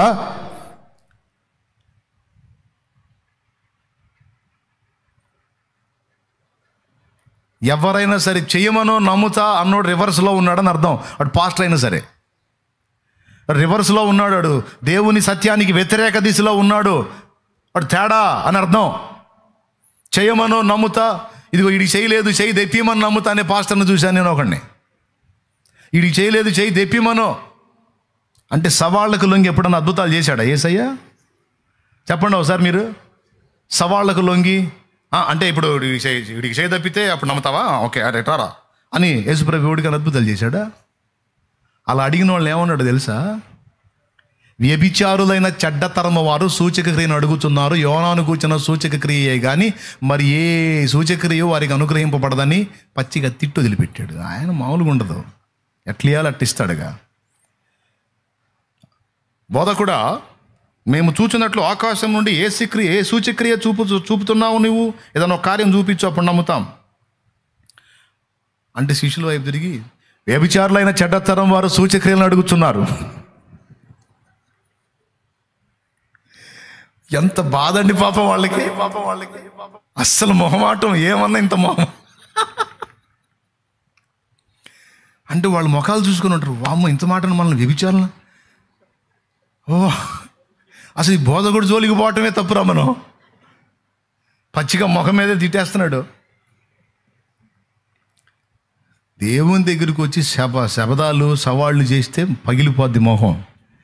మర్యాదగా దేవుని దగ్గరికి వచ్చి దేహి అని అడుక్కోవాలి, దేవుని పాదాలు పట్టుకోవాలి. ఫస్ట్ చేయాల్సింది అంటే నమ్మాలి. నేను ఆ సోదరికి చెప్పాను, విశ్వసించింది, కార్యం చూసింది. అట్లాగా నమ్మిన వాళ్ళందరి జీవితాల్లో కార్యాలు చేస్తాడు. కొంతమందిని పరీక్ష కోసం అట్లా ఆపుంటే వాళ్ళ కొంతకాలం ఆ శ్రమ కొనసాగిద్ది. తర్వాత మనకు నేర్పాలనుకున్న పాఠం నేర్పిన తర్వాత తీసేస్తాడు ఆయనే. మన జీవితాలు ఆయన చేతుల్లో ఉన్నాయి. కొడితే గట్టిగా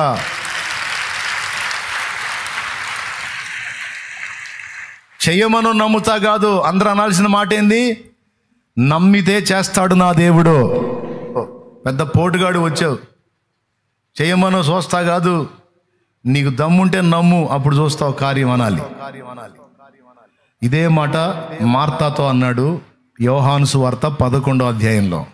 ఇదే మాట దయ్యం పట్టిన కుమారుణ్ణి కలిగినటువంటి తండ్రితో అన్నాడు మార్కు సువార్త 9వ అధ్యాయంలో. అతను వచ్చి, ప్రభువా, నీ చేతనైన ఎడల ఈ దయ్యమును వెళ్ళగొట్టు, నీ వలన ఏమైనా అయిన ఎడల ఈ దయ్యమును వెళ్ళగొట్టు అన్నాడు. ఎందుకంటే నీ శిష్యులు వెళ్ళగొట్టలేకపోయారు, వాళ్ళు వెళ్ళగాలేదు, నీ వల్ల ఏమన్నా అయిద్దా అని అడిగాడు. వాడి సాహసం చూడు. అప్పుడు ప్రభు అన్నాడు, నా వల్ల ఇద్దా అని అడుగుతున్నావు, మరి నమ్మటం నీ వల్ల ఇద్దా అన్నాడు. నమ్ముట నీ వలనైతే నమ్మువానికి సమస్తము సాధ్యమే, సమస్తము సాధ్యమే, సమస్తము సాధ్యమే. ఒకడు అంటాడు, నూనె రాసి ప్రార్థన చేయమని ఉంది కదా, నూనెకి ప్రార్థన చేయటం ఏంది? స్తోత్రం. నూనె రాసి ప్రార్థన చేయమని ఉంది కదా, నూనెకి ప్రార్థన చేయటం ఏంది?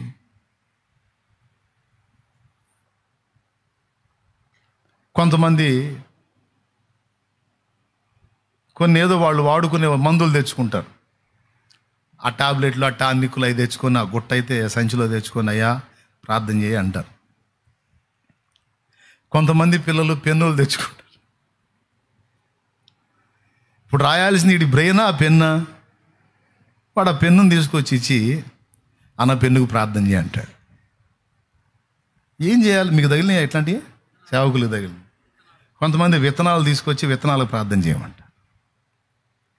కొంతమంది కాయలు తీసుకొచ్చి కాయలు ఇచ్చి అన్న కాయలకు ప్రార్థన చేయంటారు, నూనెకి ప్రార్థన చేయంటారు. చేయాలో వద్దా? ఏ వచనం కింద వీళ్ళ కోసం ప్రార్థన చేస్తానో తెలుసా? నమ్ముట నీ వలనైతే నమ్మువానికి సమస్తము సాధ్యమే అన్న కోటాలో వీళ్ళందరికీ ప్రార్థన చేస్తాను నేను. వచనం ఉంది బైబిల్లో ఆ మాట.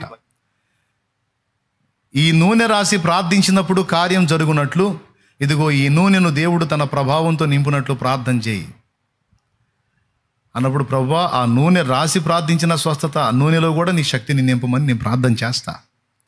నూనెలో దేవుడు ఎట్ట శక్తిని నింపుతాడంటే, ఆ నమ్మిన వాడి నమ్మిక చొప్పున దేవుడు నింపుతాడు. అలా ప్రార్థించిన నూనెను రాసుకొని బాగుపడ్డ వాళ్ళు చాలామంది ఉన్నారు. మరి ఎట్లా జరిగింది?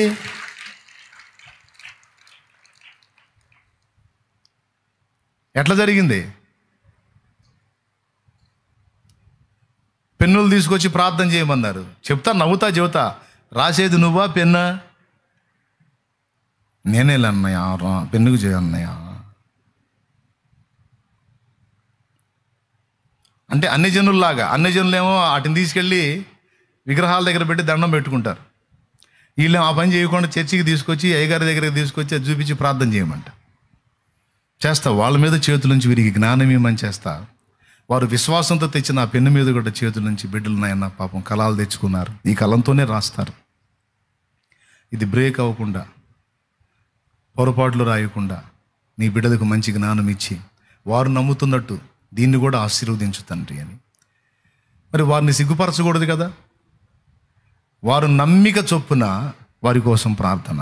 వారికి అడుగుతాను నేను, మీ బ్రెయినా మొత్తం జ్ఞాపకం పెట్టుకొని రాసేది పెన్ అంటే, అన్న ఇది కూడా సరే, కానీ రెండింటికి నీ కృపని అయ్యా ప్రార్థన చేస్తా. తప్పేం కాదే. వాని విశ్వాసం చొప్పున కార్యం జరుగుతున్నప్పుడు నీకు వచ్చిన నష్టం ఏంటి? చెప్తా వాడికి, అరే నూనెకి ప్రార్థన చేయటం కదా, నూనె రాసి ప్రార్థన చేస్తే స్వస్థత వచ్చిందని బైబిల్లో రాసుంది. తప్పకుండా రాస్తానన్నయ్య, నూనె రాసుకుంటా, నేను రాసుకొని ప్రార్థన చేస్తాను, ఎదుటి వాళ్ళు కూడా రాసి ప్రార్థన చేస్తాను. అది ఓకే. ఈ నూనె కూడా దేవుడు తన ప్రభావం ఇచ్చినట్లు ప్రార్థన చేయంటే చేస్తాను. ఎందుకంటే పరిశుద్ధుల వస్త్రాలకు కూడా దేవుడు శక్తిని, ప్రభావాన్ని ఇచ్చాడు. వస్త్రానికి ప్రభావం ఇచ్చిన దేవుడు నూనెకి ప్రభావం ఇవ్వడా? ఇచ్చేవాడు ఇవ్వంగలేంది, నీకు వచ్చిన నొప్పింది. మరీ వింత, దానికా దీనికా అది. కోడిగుడ్డు మీద ఈకలు వీగినట్టు, గుడ్డు మీద ఈకలు ఏం దొరుకుతాయి, కోడి మీద దొరుకుతాయి. కానీ వీడికి ఏదో ఒకటి కావాలా వంక ఎదుటి వాళ్ళని తప్పు పట్టడానికి. అందుకని వాళ్ళు అట్ట చేశారు, వీళ్ళు ఇట్ట చేశారు, వాడు దానికి చేశాడు, వీడు దీనికి చేశాడు, అసలు అట్ట చేయవచ్చా, మర్మం ఒకటి బయటికి తీశానని మొదలుపెట్టి దాని మీద ప్రసంగాలు, లెక్చర్లు, వీళ్ళు బొంద. దేవునికి స్తోత్రం కలుగునుగాక. చేదు ఊటలో క్రొత్త కుండలో ఉప్పు తీసుకొని రమ్మని ఆ ఉప్పు తీసుకెళ్ళి ఆ చేదు ఊటలో వేస్తే ఎలీషా చేదైన నీటి ఊట తీయగా మారినట్లు లేఖనంలో ఉంది. మరి ఉప్పులో ఏముంది? ఊరు మంచిదే గాని ఊటలన్నీ చెడిపోయేనే, ఊరు మంచిదే గాని ఊటలన్నీ చెడిపోయేనే, ఉప్పు వేసిన వెంటనే ఊట క్షయత నొందెనే, ఊహలు నాదు ఊటలు నా యేసు రాజా నీలోనే ఉన్నవి, ఊహ కందవే నీదు ఆశయా క్రియలు. స్తోత్రం. దేనికైనా శక్తిని ఇవ్వగలడు, దేనైనా దేవుడు వాడుకోగలడు. నువ్వెవడో చెప్పడానికి? దానికి ప్రార్థన చేయటం ఏంది, దీనికి ప్రార్థన చేయటం ఏంది? దానికి ప్రార్థన చేయటం కాదు, ప్రార్థన దేవుడికి చేసేది. దానికి శక్తిని ఇవ్వమని ప్రార్థన చేస్తాం. గింజలు తెచ్చుకుంటారు, అన్న పొలంలో జల్లబోతున్నాను ప్రార్థన అంటే ప్రార్థన చేస్తాను. వెళ్ళేటప్పుడు చెబుతాను, కన్నీళ్లతో ప్రార్థన చేసి విత్తమ్మ సంతోషగానంతో పంట కోస్తావు అని చెప్తాను నేను.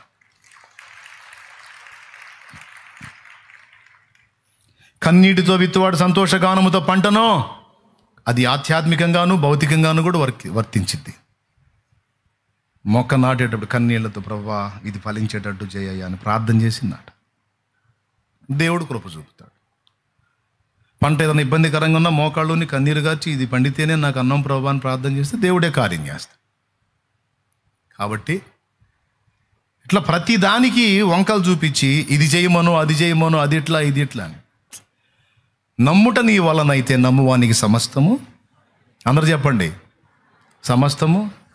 ఒక కాయ తెచ్చుకుంది బిడ్డ, అన్ని జనులు కాయలు మంత్రించి ఇసురుతారు, అవి తీసుకెళ్ళి తింటే పిల్లలు పుడతారని నమ్మి ఆ పనులు చేస్తారు. వాళ్ళ దగ్గరికి పోలేదే, చర్చికి వచ్చింది, దేవుని సన్నిధికి వచ్చింది. నేను వాళ్ళ దగ్గరికి వీళ్ళ దగ్గరికి నేను పోనన్నా, ఏదన్నా ఉంటే నా దేవుడు చేయాల కార్యం. ఇదిగో ఈ చెట్టు పండును ఫలించినట్టు నేను ఒక గర్భఫలాన్ని పొందుటకు సహాయం చేయమని ప్రార్థన చేసినప్పుడు, ప్రభువా బిడ్డ ఆశించినట్టు ఈ కార్యం నెరవేర్చు, ఆమె నమ్ముతున్నది నమ్మిందని చొప్పున కార్యం జరిగించు ప్రభువా. విశ్వాసాన్ని బట్టి కార్యం. కొంతమంది దీన్ని ఒక వ్యాపారంగా చేస్తారు, నూనెలు అమ్మటం, కాయలు అమ్మటం. ఇది తప్పు, ఇది రాంగ్. ఇక అదొక వ్యాపారం. కొంతమంది అట్లాగా ఇక మూఢాచారాల వైపు తిప్పే అవకాశం ఉంది, అది తప్పు. మళ్ళీ దాన్ని ఒప్పకూడదు. నేను విశ్వాసంతో ఈ ప్రయత్నం చేస్తున్నాను అన్నయ్య, ప్రార్థన చేయండి, దేవుడు కార్యం చేస్తాడు. నీ విశ్వాసం నిన్ను రక్షిస్తుంది, నీ విశ్వాసం నిన్ను స్వస్థపరుస్తుంది, నీ విశ్వాసం నీలో కార్యసిద్ధి కలుగజేస్తుంది. నీవు నమ్ముతున్నావా? అవునన్నా నేను నమ్ముతున్నా, జరిగింది పో. అంతేగాని మళ్ళీ కాయల వ్యాపారం పెట్టకూడదు, మళ్ళీ నూనె వ్యాపారం పెట్టకూడదు, మళ్ళీ ఈటి వ్యాపారం చేయకూడదు, అది రాంగ్. కొంతమంది వీటిని అమ్మేవాళ్ళు ఉన్నారు. మొన్న ఒక ఆయన చూశాను, ఆయన కొంచెం తేడాగా ప్రవర్తించాడు. ఇట్లాంటివి పెట్టి ఇప్పుడు మామూలుగా ఇది ఒక 15-20 రూపాయలు ఉందనుకో, ఇది 100 రూపాయలు అనుకో, ఇది 50 రూపాయలు, అట్లాగా అది అది అది బిజినెస్ కిందకి వెళ్ళిపోయింది. అది తప్పు, అది రాంగ్. అర్థమైందా? అట్లా వ్యాపార పరంగా చేసే వాటిని ప్రోత్సహించకూడదు. సేవ కూడా చేసినా రాంగే. అది వాటికి అలా అవకాశాలు ఇవ్వకూడదు, తప్పు. కానీ కొంతమంది విశ్వాసం గింజలు తెచ్చుకుంటాడు, నేను ప్రార్థన చేయను పో అంటే అటు కుదిరిద్ది. ఆడు పెన్నులు తెచ్చుకుంటాడు, నేను ప్రార్థన చేయను పో అంటే ఆడు ఫీల్ అవుతాడు. అందుకని అటు దగ్గరికి తీసుకున్నాడు, బుర్రలో బాగా ప్రశ్నలకు జవాబులు ఈ ప్రభు అని ఆడు బుర్ర కోసం ప్రార్థన చేసి ఆ పెన్ను కూడా వాడు తెచ్చుకున్నాడు. ఈ పెన్ను నేను ప్రార్థన చేయలేదనుకో, అన్న పెన్నుకు చేయలేదుగా, పోద్ది, ఇక నేను ఫెయిల్ అవుతానని వాడు మెంటల్గా ఫిక్స్ అయిపోతాడు. ఒరే నాయన నువ్వు అట్లా విశ్వసించొద్దురా, ఇదిగో ఈ పెన్ను ఇటు ముట్టాను పెన్ను, ఓకేనా, ఇక నీ పెన్ను బ్రేక్ అవ్వదు, పో రన్నింగ్లో ఉంటుంది పో అని. లేకపోతే వాడే అన్న నా నెత్తి మీద చేయబెట్టుగా నా పెన్నును ముట్టుకోవాలా, ఇంక పోయింది పో, ఇక నా పరీక్ష ఫెయిల్ అవుతా నేను అనుకుంటానే పోతాడు వాడు. ప్రభువా నీ వలనైతే ఇది చేయవా అంటే, నమ్ముట నీ చేతనైతే నమ్మువానికి సమస్తము సమస్తము సమస్తము. అది అది ఎగతాళి చేయకూడదు ఎదుటి వాళ్ళ విశ్వాసాన్ని. ఒకవేళ అది అజ్ఞానం అయితే వాడికి జ్ఞానం చెప్పాలి. ఒకవేళ వాడు ఆలోచన యుక్తమైతే అది నెరవేరినట్లు ప్రార్థించాలి. నేను చెప్పింది మరీ చోద్యంగా లేదు. ఖాళీ చేతులను చాపి ఆ చేతుల్లో బిడ్డున్నట్టు నువ్వు విశ్వసించు, అది జరిగిద్ది అని చెప్పి చేసిన ప్రార్థనకు ఆ బిడ్డ నమ్మిక చొప్పున 2 సంతానాన్ని దేవుడు 17 ఏళ్ల తర్వాత ఇచ్చాడంటే అది సామాన్యం కాదు కదా. ఈ 17 ఏళ్లలో ఎన్నో ఆసుపత్రులు తిరిగి ఉంటారు, ఎన్ని ప్రయత్నాలు చేసి ఉంటారు, ఎన్ని తిప్పలు పడి ఉంటారు. ఇన్నేళ్లు జరగని కార్యం కేవలం దేవుని యందు విశ్వాసం ఉంచుట నేర్పడం ద్వారా అది జరిగింది. దేవుడు చేస్తాడంతే. నీ నమ్మికను సిగ్గుపరిచే దేవుడైతే కాదు. దేవునికి స్తోత్రం కలుగునుగా. కొన్నిసార్లు నేను అసలు నిజంగా దేవుడు ఇలా చేస్తాడా, ఇలా నమ్మితే చేస్తాడని పరీక్ష కోసం కూడా కొన్నిసార్లు నాకు తెలియక దేవుణ్ణి శోధించిన రోజులు ఉన్నాయి. నేను శాంతినగర్లో పరిచర్య ప్రారంభించినప్పుడు అసెంబ్లీ స్పీకర్ ఒకటి సరిగా రావట్లేదు. నాకు హౌజా కంపెనీ స్పీకర్ కావాలి ప్రభు అని మోకాళ్ళుని కంపెనీ పేరెత్తి ప్రార్థన చేశా. నువ్వు ఏ పేరెత్తి ప్రార్థన చేస్తావో ఆ పేరిట స్పీకర్ నీకు వచ్చింది, విశ్వాసంతో ప్రార్థన చేయి అని నా మనసు. కాబట్టి నేను కంపెనీ నేమ్ కూడా చెప్పి ప్రార్థన చేశాను. నాకు హౌజా నంబర్, ఆ హౌజా నేమ్ కలిగినటువంటి స్పీకర్, కంపెనీ స్పీకర్ కావాలి నాకు. అది బాగా వచ్చింది ప్రభు, సరిగ్గా వినపట్లేదు జనాలకి, బోరుమోత వస్తుంది నాయన, ఈ స్పీకర్ బాగలేదు ప్రభు అని ప్రార్థన చేశా. ఆశ్చర్యం, వేరే కంపెనీ ఏం కాదు, కరెక్ట్గా హౌజా కంపెనీ స్పీకరే వచ్చింది మందిరంలోకి. విశ్వాసులు చూపించే మనం దేనికోసం ప్రార్థన చేశాం, హౌజా కంపెనీ స్పీకర్ వచ్చింది చూడండి. కూటమి అయినాక వెళ్ళి దాన్ని బోర్డు ఉంటుంది కదా, ప్యానల్ బోర్డు, దాన్ని చూశారు వాళ్ళు, ఆ నేమ్ చూశారు, హౌజా. మందిరం ఎలా ఉండాలో ప్రార్థన చేసి విశ్వాస నేత్రాలతో చూశా. మందిరం మొత్తం కంప్లీట్, ఆఖరికి మందిరం ముందున్న మెట్టుకి ఎర్ర రంగేసినది కూడా విశ్వాసంతో చూశా. ఇలా చేస్తాడా లేదా అని కూర్చున్నా. ఖచ్చితంగా నేను అనుకున్న ప్రకారం చక్కగా మందిర నిర్మాణం అయిపోయింది, అంతా అయిపోయింది. కానీ ఆ మెట్టు దగ్గర రెడ్ కలర్ వేయలా, ఎందుకంటే అప్పటికే టైం అయిపోయింది, నైట్ 11 అయిపోయింది. ఆ మెట్లు, ఆ ప్లాస్టింగ్ అదంతా అయిపోయేసరికి తెల్లవారితే ఓపెనింగ్. బయటకు వచ్చి మందిరం చూసి అంతా అయిపోయింది, అది ఒక్కటి నెరవేరలేదే అనుకున్నా. ఏదో పని మీద బజారుకి వెళ్ళా, కొట్లన్నీ మూసేసి ఉన్నాయి, ఏదో అవసరమైన వాటిని రేపటి రోజుకి తేవటానికి తిరిగి వచ్చేటప్పటికి 12 అట్లా అయింది.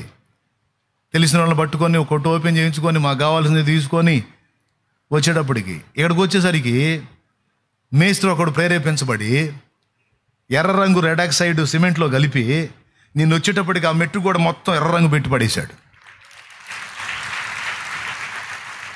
ఈ చెప్తే వినేవాడికి చోద్యంగా ఉంటుంది కానీ నిజం. మరి ఏం చేయాలా? విశ్వాసంతో దేవుడు చేసిన కార్యాలన్నీ వినేవాడికి వింతలుగా ఉంటాయి. అనుభవించిన నాకు కృతజ్ఞతలు, స్తోత్రాలు. అట్లాగా ఇక్కడ 10 సెంట్లు ఫస్ట్ తీసుకుంది. ఇక ప్రతి పక్క స్థలానికి ప్రార్థనే.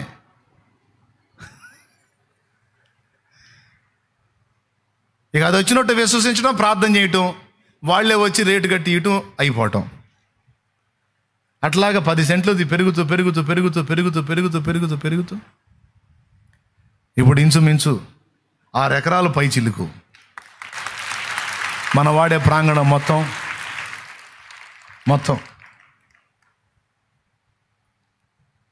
ఎట్లా సాధ్యం? విశ్వాసం, ప్రార్థన. కొంతమంది అయితే పొరపాటును కూడా చర్చి వాళ్ళకి అమ్మో అన్నారు. మళ్ళీ చూడండి, నా ప్రతాపం చూపిస్తే పొరపాటును కూడా వాళ్ళకి అమ్మున్నారు. నాకు తెలిసింది, నువ్వు అమ్మేది మీ తాతయ్య అమ్ముతాడు, నేను మోకాళ్ళు వేసి కూర్చుంటాను, నా దేవుడే చూసుకుంటాడు, ప్రార్థన చేసి వచ్చి ఇచ్చేళ్ళారు. లేకపోతే జరిగిద్దా? ఇప్పుడు అంతా అయిపోయి ఇప్పుడు దానికి వెళ్ళబడ్డాం. చూడండి, గట్టి చూడండి, అటు ఏం చూస్తున్నారు? అది దేవునికి స్తోత్రం కలుగును గాక. ఇప్పుడు అటు పెట్టే విశ్వాసం చేయడు, సిగ్గుపరుస్తాడా? మన నమ్మికను ఆయన సిగ్గుపరిచే దేవుడు కాదు. మన విశ్వాసాన్ని సిగ్గుపరిచే దేవుడు కాదు. నమ్ముట నీ వలనైతే నమ్మువానికి సమస్తము సాధ్యమైన చిన్నవాడిని తీసుకొని రండని ఆ దయాన్ని వెళ్ళగొట్టి బాగు చేసి తండ్రికి అప్పచెప్పిన నా దేవుడు. కాబట్టి విశ్వాసంతో చూడటం, విశ్వాసంతో మాట్లాడటం, విశ్వాసంతో ఎదురు చూడటం, విశ్వాసంతో నడవటం నేర్చుకోవాలండి. ఊహలు ఊహించుకో, ఊహలో అని కొంతమంది పగటి కలలుగాను జరుగుతాయి పాపం అని వెటకారాలు చేస్తారు. వాడు పగటి కళ్ళు అనుకొని, ఊహలు అనుకొని, నీదైతే నీది విశ్వాస యాత్ర. నా దేవుడు నెరవేరుస్తాడు, నా దేవుడు కార్యాలు చేస్తాడు. ఆయన యందు నువ్వు పెట్టుకున్నటువంటి ఊహలకు మించిన కార్యాలు చేయకపోతే అప్పుడు అడుగు. ఎందుకంటే నేను పొందుకున్నాను. చిన్న బిడ్డలాగా ప్రభు కార్యాల కొరకు విశ్వాసం ఉంచి పట్టజాలనంత పొందుకున్నాను. అదే విశ్వాసంతో ఈరోజు మీతో కూడా మాట్లాడుతున్నాను. కొండను చూచి నీవు మనస్సున సందేహింపగా ఇది లేచి సముద్రంలో పడవేయబడమని మనసున సందేహింపగా ఒకడు పలికినది అది అలాగూ జరుగునని మీతో నిశ్చయముగా చెప్పుచున్నాను. నీవు ప్రార్థనలో అడుగు వాటి నెలను పొంది ఉన్నామని నమ్మిన నిశ్చయముగా అవి నీకు దొరుకునని చెప్పున్నాను. యేసుప్రభు చెప్పాడు. కాబట్టి ఏం సందేహం పెట్టుకోవద్దు. అన్నయ్య ఇది చేస్తాడా, అది చేస్తాడా, నీకు యుక్తమైంది, నీకు మేలుకరమైంది, నీకు కీడుకరం కాంది, ప్రభువుకు సంతోషం కలిగించేది ఏదైనా తప్పకుండా చేస్తాడు. నువ్వు అడిగిన దానిలో న్యాయం ఉంటే, ఆ ఆశ న్యాయమైంది అయితే తప్పకుండా ఆమెనంటాడు. అది జరిగింది. ఏనాటికైనా దాన్ని పొందుకొని తీరుతావు నువ్వు, అందులో న్యాయం ఉంటే. ఆమెనానో ఇంత క్లియర్గా చెప్పిన మళ్ళీ ఆమెను అనాలి. అట్లాంటి మాట వచ్చినప్పుడు నా విశ్వాసవోడ యాత్ర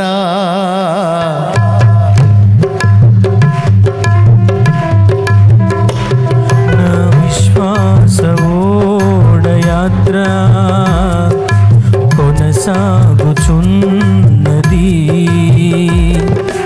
కొనసాగించే యేసు నాకు తోడుండగా,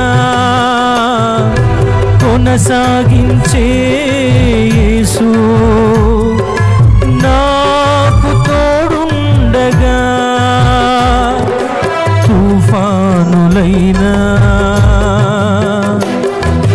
పెనుగాలులైనా, తుఫానులైనా పెనుగాలులైనా ఆపలేవు నా యాత్రను. నా విశ్వాస ఓడ యాత్ర కొనసాగుచున్నది. నా విశ్వాస ఓడ యాత్ర కొనసాగుచున్నది. ఆమేన్. Praise the Lord. Any doubt? No డౌటా? ఇంకేం సందేహం లేదుగా. పెట్టుకుంటే నేను చేయగలిగింది ఏం లేదు. డౌట్లు పెట్టుకుంటే విశ్వాసం ఏమండి, నా భర్త మారట్లేదు, నా భార్య మారట్లేదు, పిల్లలు మారట్లేదు అని అంటూ ఉంటాం. ప్రార్థన చేయమ్మా మారతాడన్న. 4-5 నెలలు ప్రార్థన చేసి వచ్చేదని వాడు మారడు సావడని, వాడు దుర్మార్గుడు, వాడు సచ్చిందాక మారడు, వాడు బతుకంతే అన్న. అంటే మోకాళ్ళు వేసి కూడా దుర్మార్గుడు కానీ చూస్తూ ఉంటుంది. వాడెట్ట మారతాడు? నువ్వు ఏది నమ్ముతున్నావు అదే జరుగుతుంది. మోకాళ్ళు ఉన్నప్పుడు ఏం చూడాలా? ఆ కఠినాత్ముడు మారి దేవుని పాదాల చెంతకు వచ్చి సాగిలపడి అతను ప్రార్థన చేస్తూ అతను నిలువు మోకాళ్ళ మీద ఉన్నట్టు నువ్వు చూడాలి. నువ్వు మోకాళ్ళు ఉన్న ప్రతిసారి అతను నిలువు మోకాళ్ళ మీద ఉన్నట్టు చూడాలి.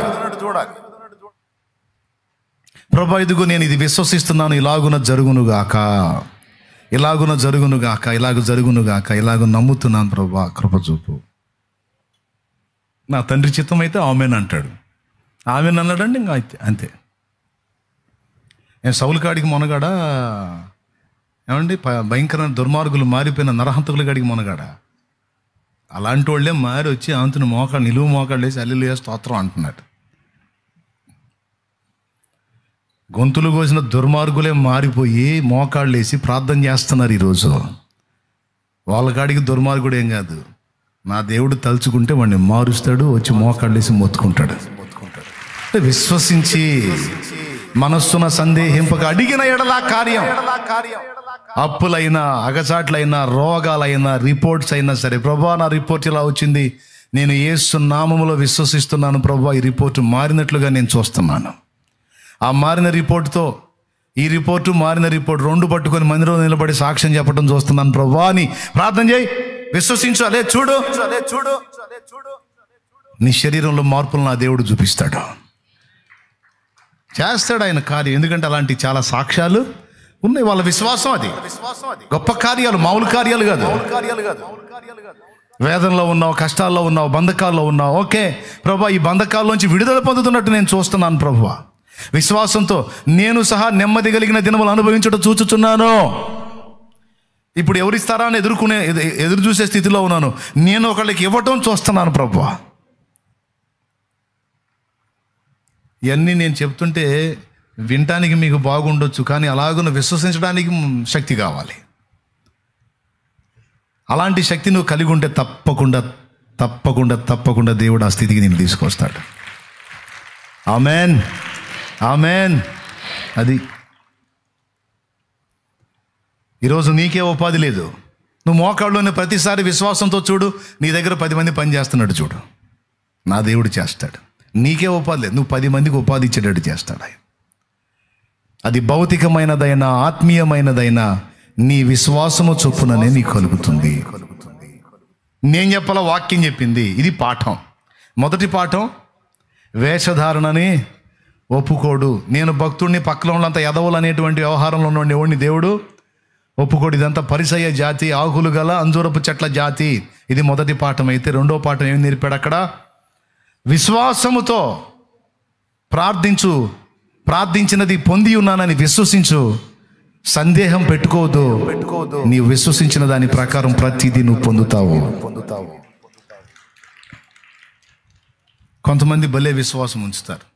ఏమన్నా తెలుసా? ఉన్నయన్నీ పోయినట్టు, దీపం ఆరిపోయినట్టు, ఆ బాగలేక మూలుగుతున్నాడు చచ్చినట్టు, పిల్లలు పరీక్ష ఫెయిల్ అయినట్టు, పోతుంటే యాక్సిడెంట్ అయినట్టు. అవ్వంగానే లేదు. నాకెందుకో ఫస్ట్ నుంచి నేను అనుకుంటానే ఉండవా? అదే జరిగింది. అంత రివర్సు. అన్ని దరిద్రపై అన్నీ విశ్వసించి ఊహించుకుంటూ ఉంటారు. ఎప్పుడన్నా కానీ ఖాళీ దొరికిందంటే చాలు అంత రివర్స్లో ఊహించుకుంటాం. నేను చెప్తున్నాను, అదే జరిగింది. ఎప్పుడు కూడా అట్లా వ్యతిరేక ఫలాలని ఎన్నడూ కూడా చూడొద్దు. దేవుడు నీకు ఇచ్చినంతలో ఆశీర్వాదకరమైన ఉన్నత ఫలాలను చూడు, వాటిని స్వతంత్రించుకో. దేవుడు కృపనిస్తాడు. ఓకేనా?